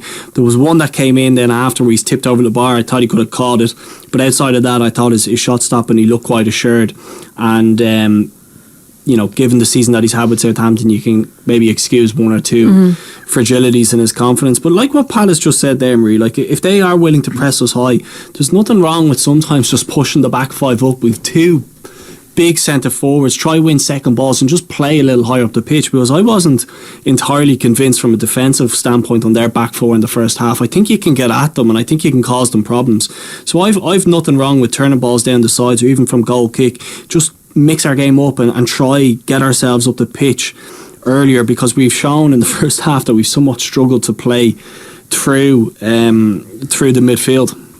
I think that's valid, because if you've got Oid up there, he's one that wants to play in behind at times as well, and if you're continuously going in and playing and getting picked off, someone at some stage has to say, listen. And what will happen then if you start to turn them around? I'd agree, I think both defences are very, very suspect, and I might change my mind not the 2-1, to be honest, the way the defending's gone on in the game, but you've got to look at playing a different way and saying, okay, if we don't turn them around, then will they drop off us because we're getting a little bit of danger in behind them? Then you can start to play a little bit more. At the moment, like I said, there's loads of aspects of the game that we can massively improve on. I've been impressed by them. They've been decent. I thought their game plan's been really good. They've pressed the side, they've won the ball back on us, they exploited spaces down in that back three down the side of them as well. So they've been decent. You won't be surprised, Pat, there's a change. Yeah. Okay, well, let's cross back over to John Kenny and Kenny Cunningham to find all about it and join for the second half. Well, you did suggest in the panel there that Adamita might be sacrificed, and that's exactly what Stephen Kenny has done. He's brought on Mickey Johnston for his third cap. He's on the books of Celtic, but he's playing in Portugal. Victoria Guimarães, a former Scottish under-21 international. So it leaves Republic of Ireland with Bazunu in goal. Then they got Nathan Collins, the goal scorer, John Egan and Darrell Lenihan, the back three, Doherty and O'Dowda offering the width, Cullen, Smallbone and Malumbi, and now Mickey Johnston on with Ferguson, and I presume that he's going to be much more in a midfield role rather than up alongside the aforementioned 18-year-olds. Yeah, it looks like the way we started against the French with that kind of flat midfield for Will Smallbone heading out to the right hand side and Mickey Johnston coming to the left. It'll make us a little bit more secure, John, kind of down the sides, an extra body in that midfield area. It just leaves Evan Ferguson a little bit more isolated in that central striking role. Well, Baldock puts it into the penalty area and it's being claimed by Bazunu, but that wasn't great from the substitute, Mickey Johnson. He gave away possession, tried to chase it down, and Baldock just nicked the ball between himself and the other defender coming towards him and put his cross in, and that was a moment of danger, nipped in the bud by Bazunu. He's had a very good game so far, two very top-class saves in the opening half, pushing the ball over the crossbar. We couldn't do anything about the penalty, which was hammered home by Tassos in the 15th minute. Gave the 1-0 lead, and the 1-1 from Nathan Collins after review in 27 minutes means we are 1-1 now, and we're playing in the 27th minute here in Athens. And Tsimikas puts the ball into the penalty area, where the danger zone, but Smallbone eventually puts his foot to the ball and plays it into Josh Cullen, and Ireland are able to work it clear. Matt Doherty tries to just chip it forward towards Smallbone. That wasn't the best idea by Matt Doherty. No. I don't know what he was doing there. He just gave the ball away. Yeah. It was silly. It's nowhere near good enough, that, is it? It was a really lazy pass from Matt Doherty to Will Smallbone. Made it difficult for him just before that. Tsimikas getting the ball in acres of space. in between Smallbone and Matt Doherty. Not great communication there. Opening his body up, driving forward to the edge of the box, whipping across into the box, Sean. That just can't happen. Communication's got to be better there between Smallbone, in particular Matt Doherty, who's in that deeper position. He's going to have to get out a bit earlier and deal with Tsimikas in these situations. Just feel as if we're just going to drop a little bit deeper now, John. It's got this formation kind of flat forward in midfield. Evan Ferguson isolate. The temptation is for that midfield forward just to drop deeper and deeper in closer contact with the back five. You just, before you know it, without the opposition working too hard, they're within 10-15 yards of the edge of your penalty box. So, you know, it's all well and good inviting the opposition team onto you, soaking up pressure and maybe looking to kind of counter attack, but they've shown enough in this first half, haven't they, the Greeks, and given them enough possession in their half. They work the ball well, one, two touch situations. They are quite dangerous. Simi gets to take this free kick there midway inside the Irish half of the field towards the back post. Johnson gets in the way, gets a header away, and now tries to close the ball down, but it's gone out to Baldock. Johnson doing an awful lot of running without having the ball just being introduced in this second half. It'll be great to see him running with it, but there's a chance for the Greeks to make it 2-1, and they've done it. Roll to the net. Mazouras, lovely finish with the left boot. It opened up like Aladdin's cave, and he just rolled the ball beyond the despairing dive of Gavin Bazunu. That was terrible defending. He couldn't miss. It's 2-1. We're in the 49th minute.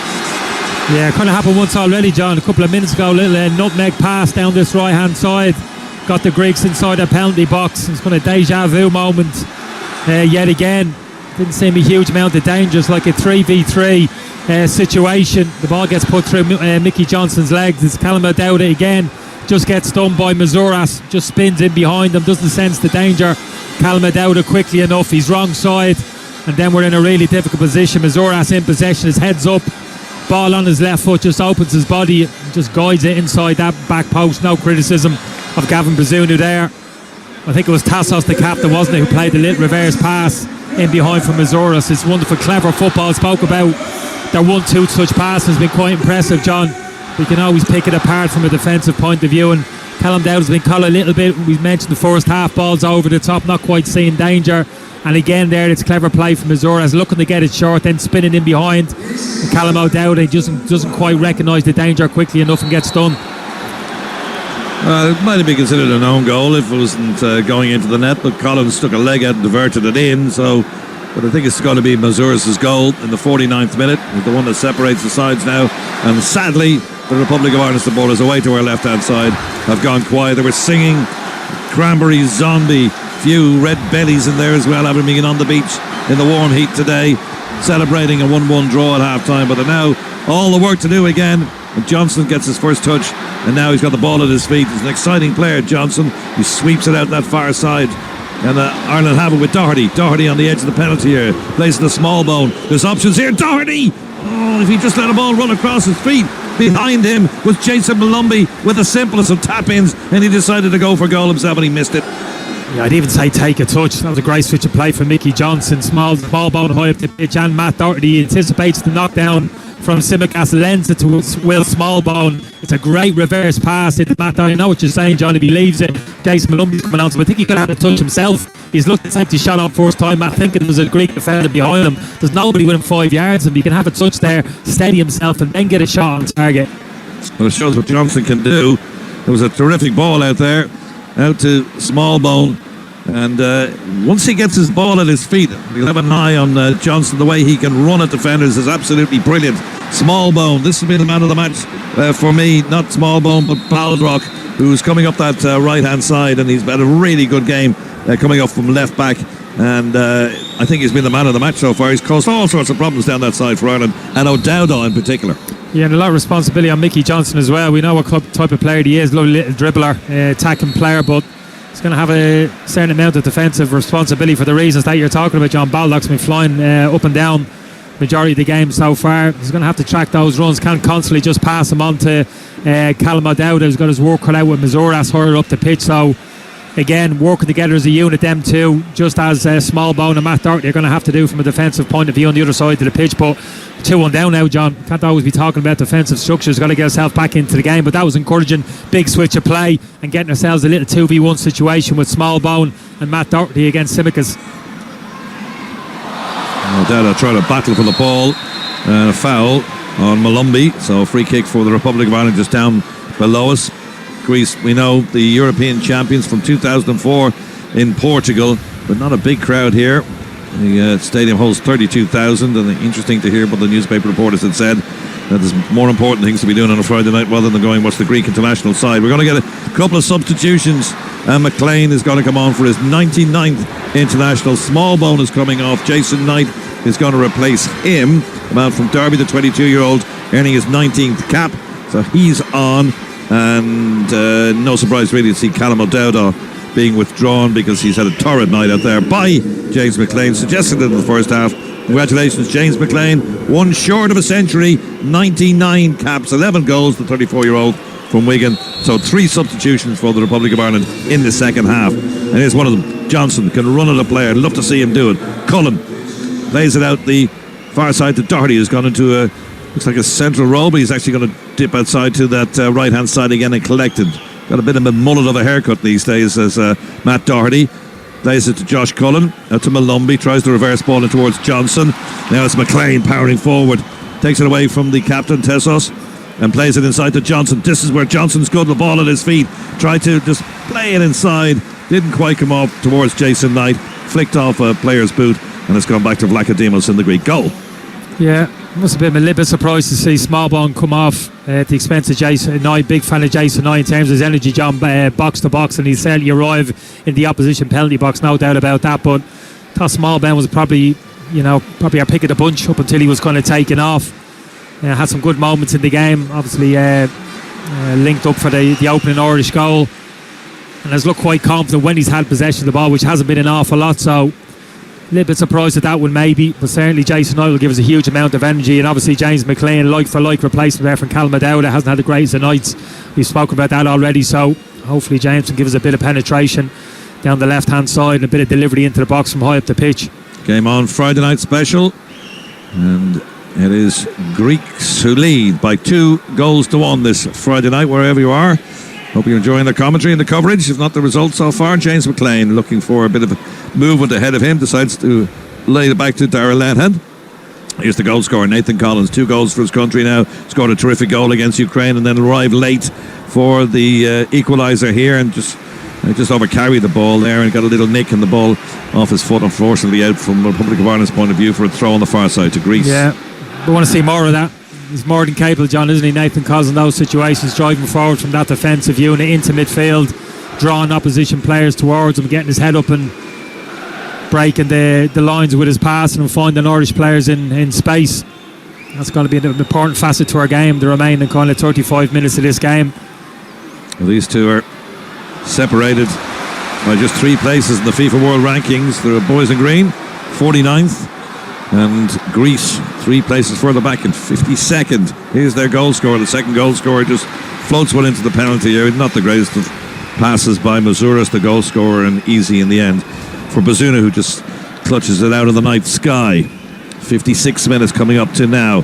2-1 to Greece here on a hot night in Athens. And here's Lenihan. Exchanges passes between himself and Josh Cullen. Cullen then spins and faces the right way. On the halfway line is McLean, hugging that left-hand touchline. One of 3 substitutes in the second half. Lenihan plays it inside to his captain, Egan. Collins is looking for it on that right-hand side, and here he is. And then Doherty, again, wider still, out on that right-hand side, hugging the touchline. Plays it inside. Ferguson, he just tried to lay the ball off, but there was nobody there, and he's given the ball straight to the Greeks and a chance for them to break too, but luckily enough, Ireland are able to mop it up with Knight and Malumbi together, and Cullen, and now Egan. Plays it to Malumbi, and then back to Bazunu. Yeah, he sounded a little frustrated. Oh, it was just, Jason opened his body up there, John, and drove 15 yards towards the halfway line, backwards pass again. Spoke about Smallbone coming off and Jason Knight coming on. Just feel as if keeping Smallbone on the pitch, and maybe if Knight has to come on at the expense of maybe Jason Malumbi. You know what Jason's qualities are, John, in terms of his tenacity, his kind of aggression, but this stage of the game, 2-1 down, you want more of your ball players, your goal scorers on the pitch. So it's a bit of a surprise that Smallbone's parked himself on the bench now for the remainder of this game. Mikey Johnson does really well to move along the line and take the ball away from the midfield of the Greeks, and then plays it inside, and here comes McLean on the left-hand side. McLean back to Lenihan. Lenihan, short pass to Malumbi, looking for a bit of movement, finds it in Collins, That's Nathan Collins, the goal scorer, outside of us on the far side. Tries to play it to Ferguson. Ferguson just tries that little dummy to go around the defender, but it's just never going to work. No, it's never going to happen, John. It's different if you have a striking partner alongside you. Maybe you can over a ball and maybe get a little bit of a 1-2 going, but he's on his own up there. Be best served just retaining possession of the football for us there and give the likes of Jason Malumbi time to get up in contact with him. Just can't get a foothold in the last third of the pitch at the moment. Johnson is really well, sticks a foot out as the ball was being passed across the middle. Johnson's done really well since he came on, and Nathan Collins is upended by Sissipas on that far side, and they get on with the play. Cullen, that's Josh Cullen, plays it out to Knight looking for somebody to pass it to, finds it in Josh Cullen, who plays it inside to John Egan. Egan's got Lenihan looking for the ball. The Greeks are all behind the ball now as Ireland press forward into the Greek half of the field. That's forward towards Malumbi, or Jason Knight, in fact, and Knight's been dispossessed, and now they can break quickly with Baldock, and the goal scorer plays it to Mazouras. Mazouras works his way infield, then plays it back to Baldock again. Baldock inside, and a chance for the captain to have a shot, and it's deflected away. And McLean did really well there, actually just cushioned the header down towards Jason Malumbi, and they worked it down the line, and Ireland got themselves a throw. That was good for McLean. Yeah, good defending in the end, but again, we just couldn't play through. It was Darragh Lenihan in possession probably 30 seconds ago, John, on the halfway line, tried to pop a ball into the feet of Evan Ferguson, just not accurate enough. The Greeks pinch it, and suddenly they're counter-attacking us and driving into our half of the pitch. So that's the challenge now for Ireland. The Greeks going to sit a little bit deeper now, nice and compact. How good is our passing game going to be? Our combination play to get us between the lines, get enough ball into Evan Ferguson's feet, get those wide men, the likes of Jason Knight, into the game. Just to have to maintain possession a lot higher up the pitch. It's an obvious thing to say, but it's all you have to try and do. An awful lot of work for Ferguson to do. Head down, charges towards the Greek defender, who just pumps it high into the night sky. Not the greatest of clearances. The Greeks are getting a little tired out there. Seem to be dropping a lot more into their own half of the field. Mantelos has it. He's been booked in the first half. Plays it to Perry Cass, and Perry Cass with the socks around the ankle. That gives you an indication as well. The blood is starting to drain from the feet, perhaps. Here is Mavropanos into the Irish half of the field. Big central defender. Plays it to his captain. Scored the opening penalty. Baldock, ball down the line to the second goal scorer, Mazouras, who scored the second goal in the 49th minute. Ball's played across the area, and Egan, all he can do under a bit of pressure is knock it out of play. Coming up to the hour mark, 2-1 to Greece. Irish supporters gone very quiet away to our left-hand side. They were singing and dancing when the goal went in. They were singing and dancing at half-time. It was in great form, great atmosphere. Now they're just starting to raise their voice again. They know that they need to support their team with a half an hour to go. The Greeks looking for their third goal. And it's floated into the penalty area. Bazunu commanding in the area there, the Southampton man. And he just grabs it out of the night sky. And it remains at 2-1. Here's Lenihan. Lenihan looking again for somebody to pass to. Has to check his run as he's closed down. Plays it to Egan. Egan out to Nathan Collins. Doherty looking forward on that right hand side, right on the halfway line. The Irish voice is raised again. You can hear them in the background. It's a fine stadium. Houses AEK Athens, Olympiakos, Panathinaikos. They're the big teams across Greece.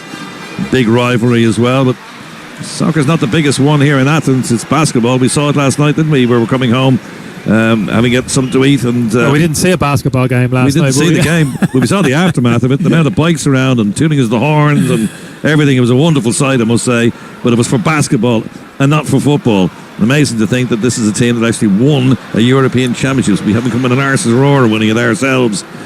Inside to Tassos. But it's like there's hope, though.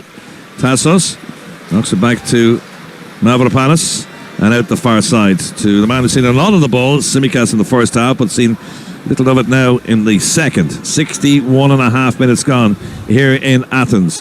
Tassos has it on the right hand side, works his way infield, plays it up to the big full forward who tries to play back to him in return, but he slipped. And now Mikey Johnson tries to go around Mazouras and is upended. Free kick to Republic of Ireland. Johnson's looking a handful since he's come on, actually. Yeah, he looks tidy in possession. He's very comfortable. He's one of those players, John, when you win it back as your defender, you look up, you see him want the ball to his feet, you're relieved. He never turns his back on you. He always takes responsibility to get on the ball. Good little dribbler. He's not like fiendishly quick, John, I don't think, over this. He's not going to run away from too many people, but keeps possession for you for periods, which is important at the moment. We need to get hold of the ball, but not just hold of the ball, John. We need to hurt them with our passing, which we haven't been able to do for the majority of the game. Oh, that's a lovely ball down the line to Doherty. Doherty's got in around the back, a chance to cross the area towards Ferguson, but it's gone over his head, and all that the fullback Baldock can do is head it out of play. Just for a moment, things open up on that right hand side, and Ireland got themselves their first corner of the second half. Delighted Josh Cullen proved me wrong there. That's the type of pass I'm talking about, John. A little punchy 20-25 yard ball in behind. Great overlapping run from Matt. Quick corner taken. Johnson fires it in. Player was too close to him. They really messed that one up, unfortunately, between McLean and Johnson. They had plenty of time to put it in the area, but he decided to go short, and now he's explaining it to Stephen Kenny why they did that. And Kenny's, I think, a little furious with him. Anyway, he has the ball back, trying to make amends. McLean into Johnson, just infield, midway inside the Greek half of the field. 2-1 to Greece after taking the lead of the penalty. And then equaliser from Nathan Collins after a long VAR review. They gave it. Long VAR review for both goals there. And the lead goal, Mazouras, on 49, leaves us at 2-1 in the 64th minute. Ireland are playing a little bit better now in the second half since the introduction of those couple of substitutes. And they've asked Doherty to press forward a little bit more. That ball's gone in over the top.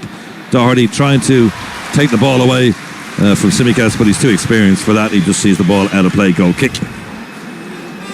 Yeah, a little bit better, John. Ball retention was better there. Not just keeping the ball, but worked a 1-2 touch. And Jason Malumbi on the ball, got himself in the half turn. That was a trigger for Matt to spin in behind, try and get in behind Tsimikas as he had done previously. Tsimikas on this occasion just dropping into the space early and dealing with it. No sign of that Greek high press, John. The opening kind of 15 minutes of this second half, particularly now they got that second goal. Just sitting back into a deeper defensive shape now, letting us have the ball up into the halfway line, and just putting the question to us: are you good enough to open us up with the quality of your passing? And we're going to see over the next kind of 25-30 minutes if we are. Got a yellow card for Pelkas. As I was looking down at some of the scores here, France are 2-0 up now against Gibraltar, the other match in the group. Kylian Mbappe, a penalty in added time. 2-1 here, as you know. England lead Malta in Malta 3-0. North Macedonia and Ukraine is 2-2 in that group as well. Wales won Armenia 3. That's a bit of a shock in that particular group. Northern Ireland are losing in Denmark, 0-0 there to the Danes. That's in Group H. And some of the scores across Europe at the moment. The ball's played towards the back post, headed back by Lenihan, added to by Egan. It's on the edge of the penalty area. Ireland just need to square themselves up and turn in the right direction. They've got every player back behind the ball now. The Greeks, Ireland, are pressing and pressing. This is a better display since those substitutes came on, and they really have put the Greeks on the back foot. We're in the 65th minute. It remains, though, 2-1 to Greeks. 2-2 would be nice if we can get something out of this game. Mazouras comes forward, then he has to stop because there's nobody up with him at all. Then he's eventually found a Tsimikas on that far side. The sting is taken out of that break as well because Ireland got back and the Greeks didn't come up the field. I think the Greeks are looking a little tired. They are looking a little bit tired, John, but they're looking reasonably comfortable as well, just keeping the ball here. You know, no pressure on them to go hunting for a third goal. They can just keep the ball, keep it away from us, keep working us physically, tiring us out. Just be patient and wait for those openings to come. And they've shown enough. They've probably shown more, John, let's be honest, in possession of the ball. Pelkas over one side, Mazouras the other side in particular. When he gets on the ball, he looks dangerous, gets his head up, looking to play clever little kind of combinations. They've got more penetration, a little bit more imagination to their play in the last third of the pitch, and certainly that we've shown at the moment. So I think they'll be in a reasonably confident mindset at the moment, and their manager on the touchline as well. They feel as if his team's in a pretty good place. Greece have failed to qualify as the ball is back with Bazunu for the last 2 Euros. They're up against it, of course, to qualify from Group B with the likes of the Dutch and the French in it. And France are going to go 2 for 2. A victory on Friday tonight, coupled with a positive result against the Dutch on Monday at home soil, will provide Gus Poyet and his co-players with optimism of maybe getting into that top 2. But the Dutch will have something to say about that. Ireland scrapping for places below the top two as well, are trailing 2-1, having lost to France in their opening game. Now looking to get something out of this. They'll take a draw now at this stage. We've got 67 minutes on the clock. Here's Knight, one of those substitutes, out to Doherty. Doherty inside to Ferguson. Ferguson lays it off to Doherty. Good run by Doherty. Oh, just for a second I thought he was going to hurdle and fall in the penalty area and claim a penalty. But he stayed on his feet and the ball is cleared. Here's their big full forward, Pavlidis. Pavlidis, though, easily dispossessed by Josh Cullen. There was no match there at all. The big guy loses out. And Cullen plays it out this near side to Lenihan. Lenihan has got outside of him McLean, earning his 99th cap now. McLean and plays it back to Lenihan. A couple of Greek substitutes being ready down below us as well by Gus Poyet. Here's Josh Cullen infield. Out to Malumbi. Malumbi down to Knight. Lays it off to Doherty, who's slightly behind him, so he had to go and collect the ball. Midway inside the Greek half of the field. Midway inside it too. Here the ball out to Lenihan. We're in the 68th minute and it's still 2-1 to the Greeks. McLean thought about dumping one into the penalty area. He goes short to Johnson. Johnson's good at this, running at players, very good. Plays it out to Nathan Collins. Collins then back to Egan. Pressure's building all the time. They're just going to get a decent ball in here because the Greeks are holding this really nice line and just pushing Ireland backwards. And Lenihan in the end has had to go back to Bazunu. That's good defending. Yeah, it is, but it's a bit dispiriting from an Irish point of view. Like I said, they're allowing us to have the ball up to a point, John. Then they're asking us, are you good enough to open us up? And again, it was a backwards pass back down the pitch. Tempted ball over the top by Lenihan. It was spotted easily enough though by Mavropanos, and it's the big defender again out on that right hand side, the Greeks right, plays it infield, and now they can break again. Tsimikas offers the support on that left hand side, a bit of room to move into in the Irish half of the field, and now starting to funnel back, and those two substitutes down below us wait to make their entry for the Greeks. We're coming up to 20 minutes to go here in Athens. It's 2-1 to Greece against Ireland, the first competitive international. 3 friendlies.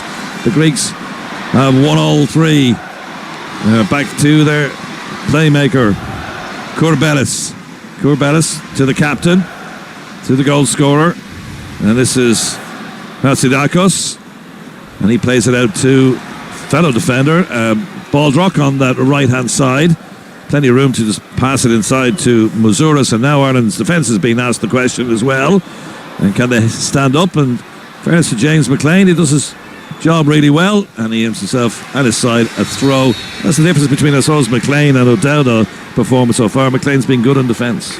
Yeah, I think you're right, John. Yeah, I wouldn't say he's a natural defender, James. We're very experienced in that kind of position, and you're probably right. Like, experienced serving him well in defensive situations so far, but of course we need to see the other side of him, don't we?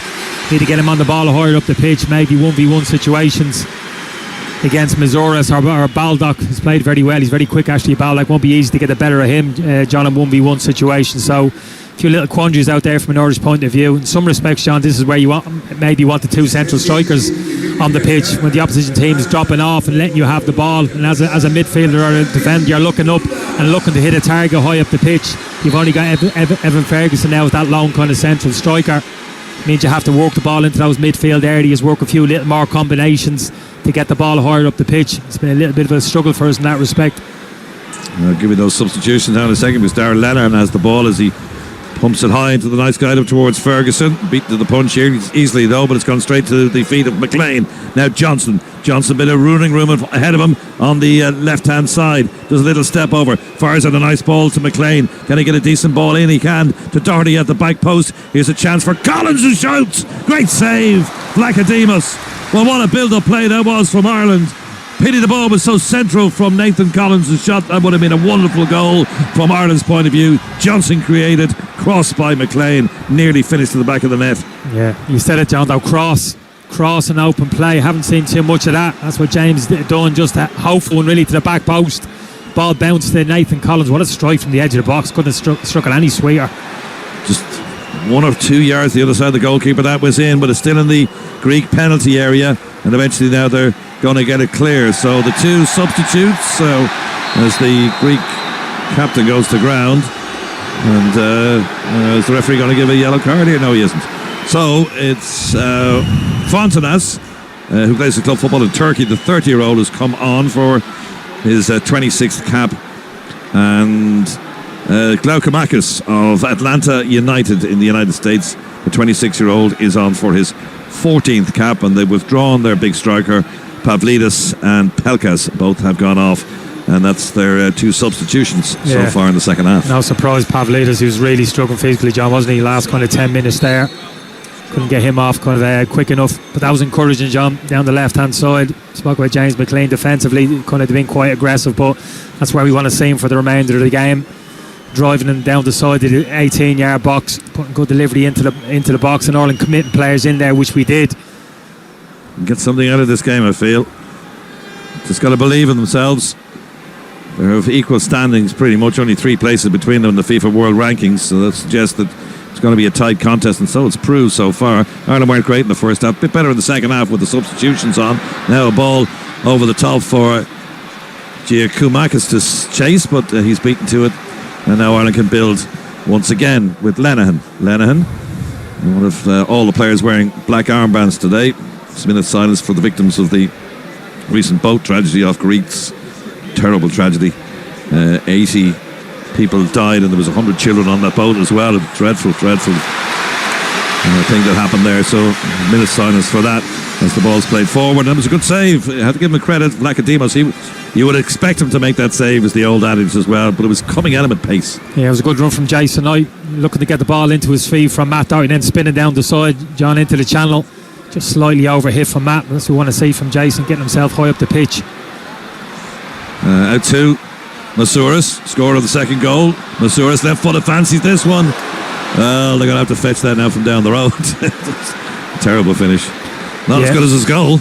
No, it was, but he's been dangerous all night. As soon as he started running the James McLean there, you felt he was in danger, James. He needed one of his central midfielders to get across and double up with him. Masouras dropped the shoulder, came on James inside, kind of left him for dead a little bit. That's when you need one of your central midfielders coming across and engaging with him. It didn't happen. That's why he had time to get his head up and get the shot off. You're right, John, it was a pretty poor attempt. A player of his quality, he showed up well so far tonight. But yeah, just got to be careful of that one, leaving James too isolated in 1v1 situations, John, against Greek's probably most dangerous forward. It's time for Stephen Kenny and his men to stand up, start getting results. That's what this is all about. It's 2-1 to Greece.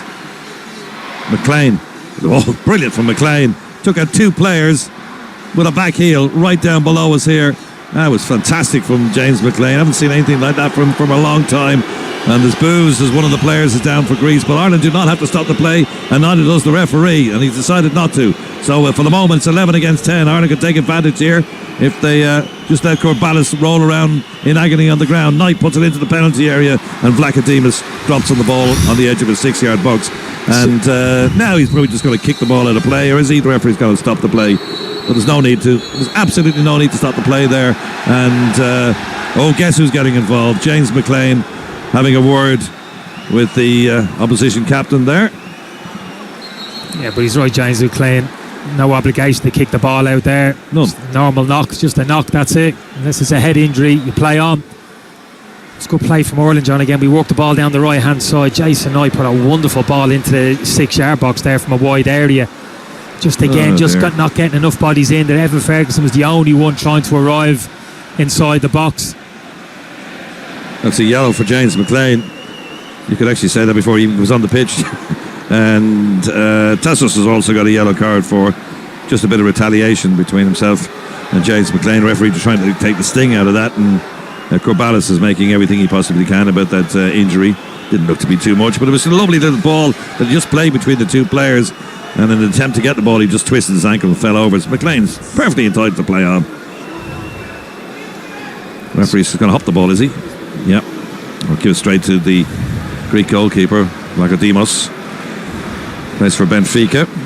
It's his 32nd international. Former German underage international, Odysseus Vlachodimos.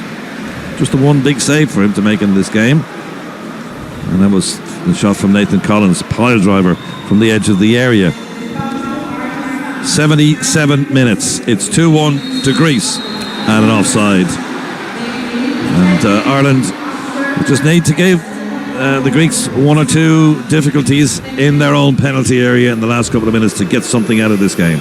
Yeah, still think our weighing is down the sides, John. Don't see us playing too many clever passes down the middle of the pitch. Just get the ball out to Mickey Johnson in a wide area, Jason Knight, get the wing backs overlapping, maybe getting a little overloads in those wide areas, many crosses into the box as we can. That's the way forward for us, I think, for the remainder of the game. Still time. There will be additional time as well with those substitutions, so Ireland have got plenty of time to get them something out of this game. Down towards Knight. Dispossessed really well by Tsimikas. He's a great turn of pace. Tsimikas down that left-hand side, tracking back, and the Greeks get it clear, and nicely so, out to Baldock. Plays it to Mazouras back to Baldock as Johnson closes him down into Mavropanos, and then they play it at the far side to Hatzidakos. We've been practicing all these names all day. Vlachodimos gets it clear down towards the halfway line where Nathan Collins got in the way, but Nathan Collins' delivery was a poor one. So here's Fortounas coming forward, the substitute, lays it inside, a chance for 3-1 perhaps for the Greeks here, and he's dumped it over the crossbar. That's a bad miss from Giacomoukis, who had a foot underneath the ball, and Giacomoukis, all he could do was just shovel it over the crossbar. Should have been 3-1. Yeah, could have been game over. Greeks win the ball in the centre of the pitch, pop it into the space in behind. Fontas driving into the box against John Egan, does well, just cuts it back to Giamakis, got time to steady himself, but that was a poor finish. John should do a lot better than that. At least should be testing Gavin Bazunu, so we got let off the hook there a little bit. Two substitutes in tandem there, couldn't produce the goods, so it remains a 2-1 and a relief for Ireland.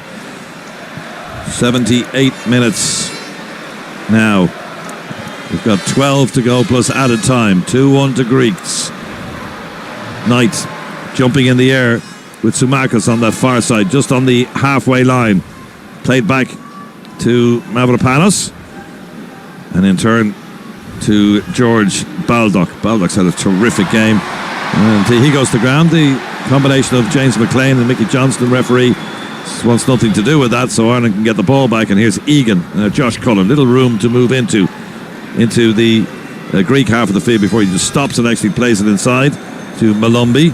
The bells go in direction of the Irish supporters from their section on that far side. Sounds like the Pat supporters are in. Here's Doherty hugging that right-hand touchline. Doherty was going to cross it, then lays it inside towards Knight. Knight has the ball at his feet and plays it back to Nathan Collins. Plenty of room for Collins to measure one up here. In towards McLean at the back post, and McLean, what's he pushing the defender for? He pushes the defender, and he gives away the free kick. And now Obafemi is coming on, and they're going to take off. Who's coming off? There's number 14 is coming off. It's going to be Jason Malumbi. Jason Malumbi, yeah, it is. Malumbi is coming off. So substitution there. Malumbi off, and Michael Obafemi. Michael Obafemi is on.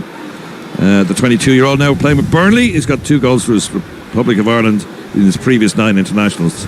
Hopefully he can get another one today. Yeah, Jason Knight will just drop into that central midfield area now alongside Josh Cullen. Michael Obafemi looks like he's going to play right at that kind of front three as such. Mikey Johnson off the left and him off the right, but he's got to be encouraged to get into those central areas, John, as much as possible and get in contact with Evan Ferguson.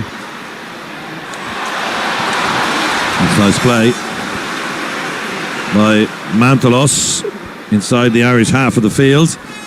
We've got 81 minutes on the clock. All the substitutions done for Ireland now, and we're still trailing though by 2-1. Here's Mazouras, goal scorer. Interception though by McLean. McLean though loses out this particular occasion to Baldock. Baldock's in the penalty area. Cross it goes, and it's up and over the crossbar by Fortounas, who earns himself and his side a corner. Oh, it's great play.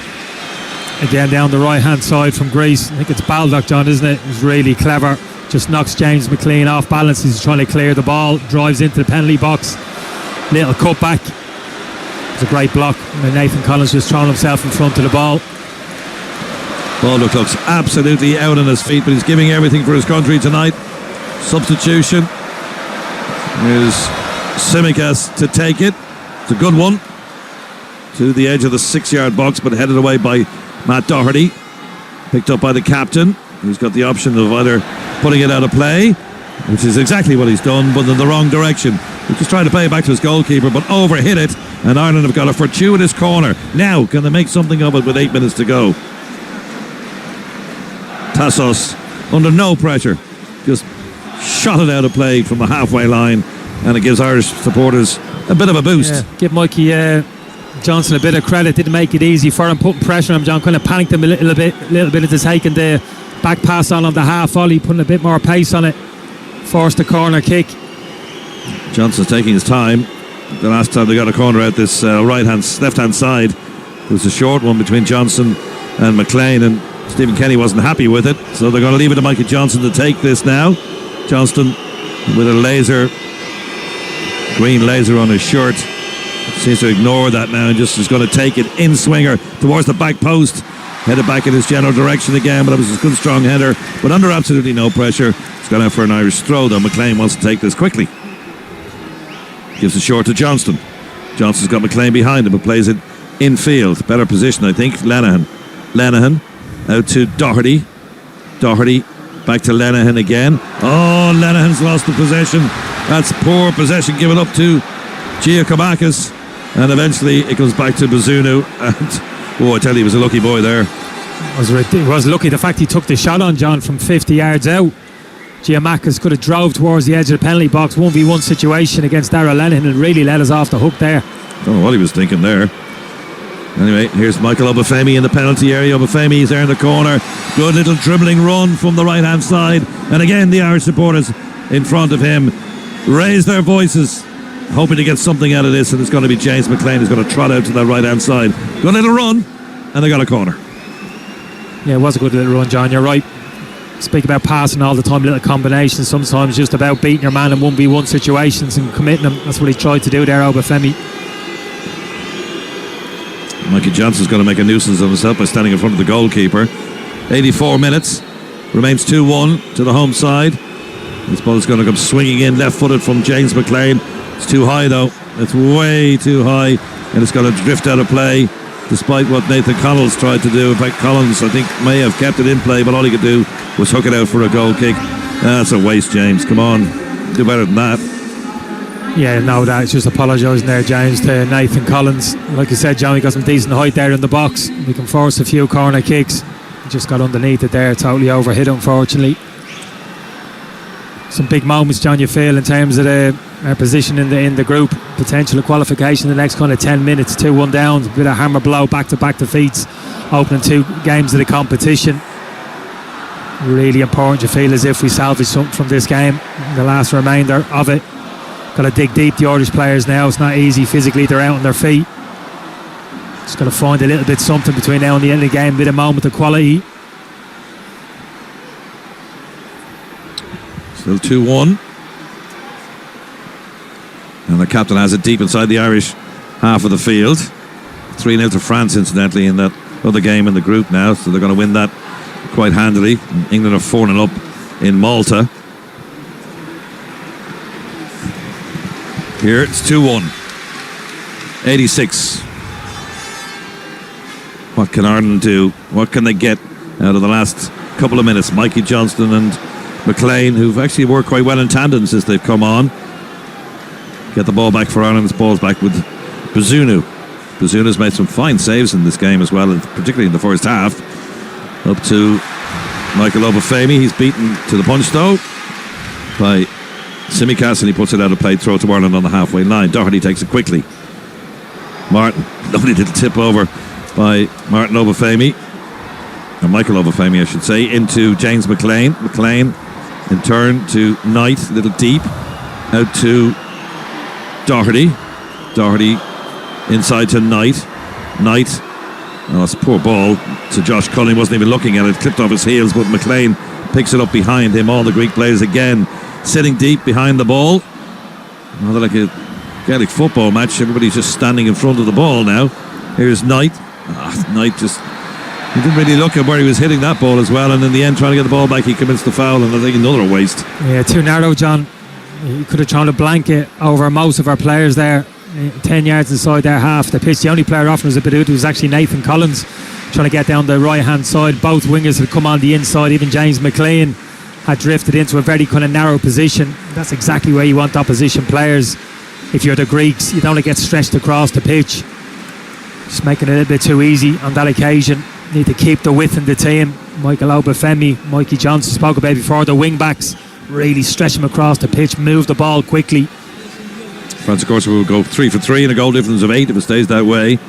Greeks will move into second place with 2 wins out of 2 and goal difference of +4. Netherlands only played the 2 games, I should say, lost 1-1, and Ireland would, after a couple of games, have no points. They're playing Gibraltar on Monday. Mr. McKenny will bring you coverage on that this coming Monday here on Game On as well. Game already expected to win, and hopefully got something out of this game, if not a win, a draw. And but I won't get it that way, because a couple of minutes to go, John Egan's protesting with the referee that he shouldn't have conceded a free, and in fact he's actually been yellow carded, the Irish captain. Yeah, I didn't see much in this at all, John, to be honest with you. A slight little bit of contact, John's forearm and the side of the face of Giacomakis, but that's any normal contest between the centre half and the centre forward. Both arms elevated, looking to get themselves into the air. It helps the Greeks more than it certainly helps us. Kills the game, takes the sting out of it. Another Irish substitution. Troy Parrott. That's the last substitution then for Ireland. It's the 5th. Troy Parrott is on, 21-year-old, who's currently at Preston on loan from Spurs. He's got 4 goals in 18 previous internationals. Love to see him pop up and get one now. Changed the colour of his hair as well. Shock of blonde on top of his normal hair colour. Ball's inside to Baldock, and Baldock is offside, even though they tempt the ball to the net, but it's not going to count because it's being called back. We've got 2 minutes to go plus added time, and one of the Greek players has gone down. Yeah, we've gone to a back front. Obviously Darragh Lennon coming off, John. Sacrificed one of those back 3. An extra forward on the pitch. Michael Obafemi obviously will go sentry now with Evan Ferguson. That'll help us for the remainder of the game. Not much of it left, I know, but Troy Parrott will occupy the right hand side. Pretty kind of desperation stuff now, really, in all honesty, chasing this potential equalising goal. Still that injury problem. We're going to have another substitution then. Siopis is coming on, wearing 23. Manolis Siopis of Trabzonspor in Turkey is on for his 24th cap. And off goes Mantalos. He's injured and yellow carded, but he gets a good round of applause from the Greek supporters here as he goes off. A little kiss on the head from Siopis as he comes on. Their substitution, their final one perhaps. And we've got seconds to go plus added time. Going to keep an eye on the 4th official down below to see how much. Probably 4, I'd say. Yep, bang on, 4 minutes to go. So that's what Ireland have in front of them now. A 2-1 come from behind, 2-2 draw will be brilliant in the last 4 minutes. Can they get it? Well, they have the ball. Here's Egan. Egan comes forward towards the halfway line, looking for somebody to pass it to. Plays it to Josh Cullen, gets the return ball. Egan, Mikey Johnson outside of him. Willing runner, dispossessed though by the substitute. And in fact, oh dear, Johnson had run it out of play, and then he barks at himself, not happy. Just eats up more time. Stephen Kenny is asking the Greek player to get on with the throw, but you can tell that Baldock is not going to take any instructions from Stephen Kenny and take all the time in the world, and then snatches a few extra yards and throws it short. Ireland trailing by 2-1 in their second match in this group. They lost to France, put on a terrific display against the French. Didn't get anything out of the game. It looks like they're not going to get anything out of this one, Kenny, with 3 minutes to go. But they scored late before. Don't worry, might have a chance of getting one here. Doherty plays it to Nathan Collins in the centre position, the goal scorer. Almost got a second with a rocketing shot from the edge of the area, which was well saved by Vlachodimos. Here's McLean working his way in field. The Greek supporters, those who are here at the ground, not a huge crowd, happy enough the way things have gone. The ball's into Troy Parrott. Parrott's upended, and this is a free kick in a good position for Ireland. It's midway inside the Greek half of the field, and a chance to get the big boys up from the back as well. I thought we were a bit fortunate there, John. Troy Parrott just getting crowded out by 2 or 3 Greek players. There was a little bit of contact actually on the replay. Gives us an opportunity to overload the box, throw everybody up there.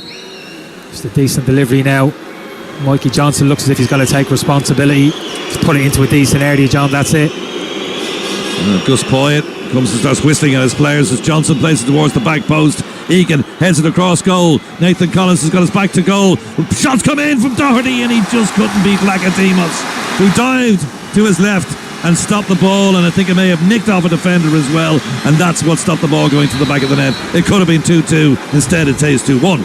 Yeah, it was a chance. Nathan Collins done great with the ball, dropped into the box to keep it alive, just waiting for a bit of support. The support eventually arrived from Matt Doherty. Just swung his left leg at it, didn't catch it sweep, but got enough on it, John, didn't he? Heading towards the corner, but it was a comfortable enough save from the goalkeeper. And we could see the ball spinning away from the goalkeeper. He saw it late, dive late as well, did Vlachodimos, but he actually produced 2 good saves in the second half to keep it at 2-1. And we've got just over a minute to play. Doherty gets his head to the ball. In fact, it's Egan gets his head to the ball and puts it into the Greek half of the field. They're going to make another substitution here as well. They're going to bring on Georgios Zavalias of AEK. This is his local ground for his 49th cap. And he's coming on instead of the captain. Tassos is coming off. And again, Stephen Kenny remonstrating with the fourth official, pointing to his watch, saying they're taking an inordinate amount of time. So hopefully the referee from Austria will add on the time as the captain notes the applause. Tassos scored a penalty in the 15th minute. It's a good all-round display as well. He's a decent footballer. Tassos. Yeah, there's been some good individual performances within the Greek team. You'd have to say that. Tassos, the captain, obviously. Mazouras, Pelkas off the flanks. That midfield three have been tidy. They've been a really solid display from Greece all round. So, Bazunu pumps it high into the edge of the penalty area. It's going to be bouncing around. 2-3 blue heads get the touch to it, and then Michael Obafemi commits the foul. And Mikey Johnson actually shoots on goal, which is, oh Lord. Matt Doherty got involved there. One of the Greek players goes to ground, bit of pushing and shoving towards the end. Oh, that's ridiculous. What's Tsimikas getting involved in there for? This is a real melee going on in front of our eyes. Referee just steps away and that's everybody just to calm down for a minute. There could be a couple of cards here. The substitute's just on, and I think he was play acting. No doubt about that, he was play acting. 4 minutes are up. The referee's going to call a couple of players towards him. Matt Doherty is getting a red card. Matt Doherty off, straight red card, getting involved there. Tsimikas obviously took exception to what he did, and Matt Doherty has been sent off, and that's ignominy piled upon ignominy. I'm not exactly sure why it's a straight red for Matt Doherty. To be honest with you, John, I didn't even think it was necessarily a free kick to begin with. That's by and by. The free kick was given. That's where the frustration kind of comes from an Irish point of view. Mac, of course, comes across the pitch, shouldn't get himself involved, push the Greek player to the ground. That looked like a yellow card to me, but then suddenly Tsimikas comes over, inflames the situation. John, he goes head to head with Matt Doherty. There's a bit of contact, it's like forehead and forehead. Not exactly sure why Matt's head down the touchline, the red card, and Tsimikas is still on the pitch. That's a strange one. Well, obviously Tsimikas took exception to something that Doherty did that we didn't see. So the free kick has been taken by Vlachodimos, busy player in the second half, the Greek goalkeeper, but he's kept his goal intact in the second 45, and it remains at 2-1, but on we go. Bazunu is back in the wrong half of the field from Ireland's point of view, and there goes the final whistle. Disappointing defeat, 2-1. The Greeks deserved it, I think, especially on their first half display. It was 1-1 at half time, but that goal from Mazouras is the one that gives them all 3 points. Yeah, I think you're right, John, in your general synopsis of the game. I don't think we can claim to have been hard done by over the course of 90 minutes. I think generally the Greeks were the better team and deserved the victory.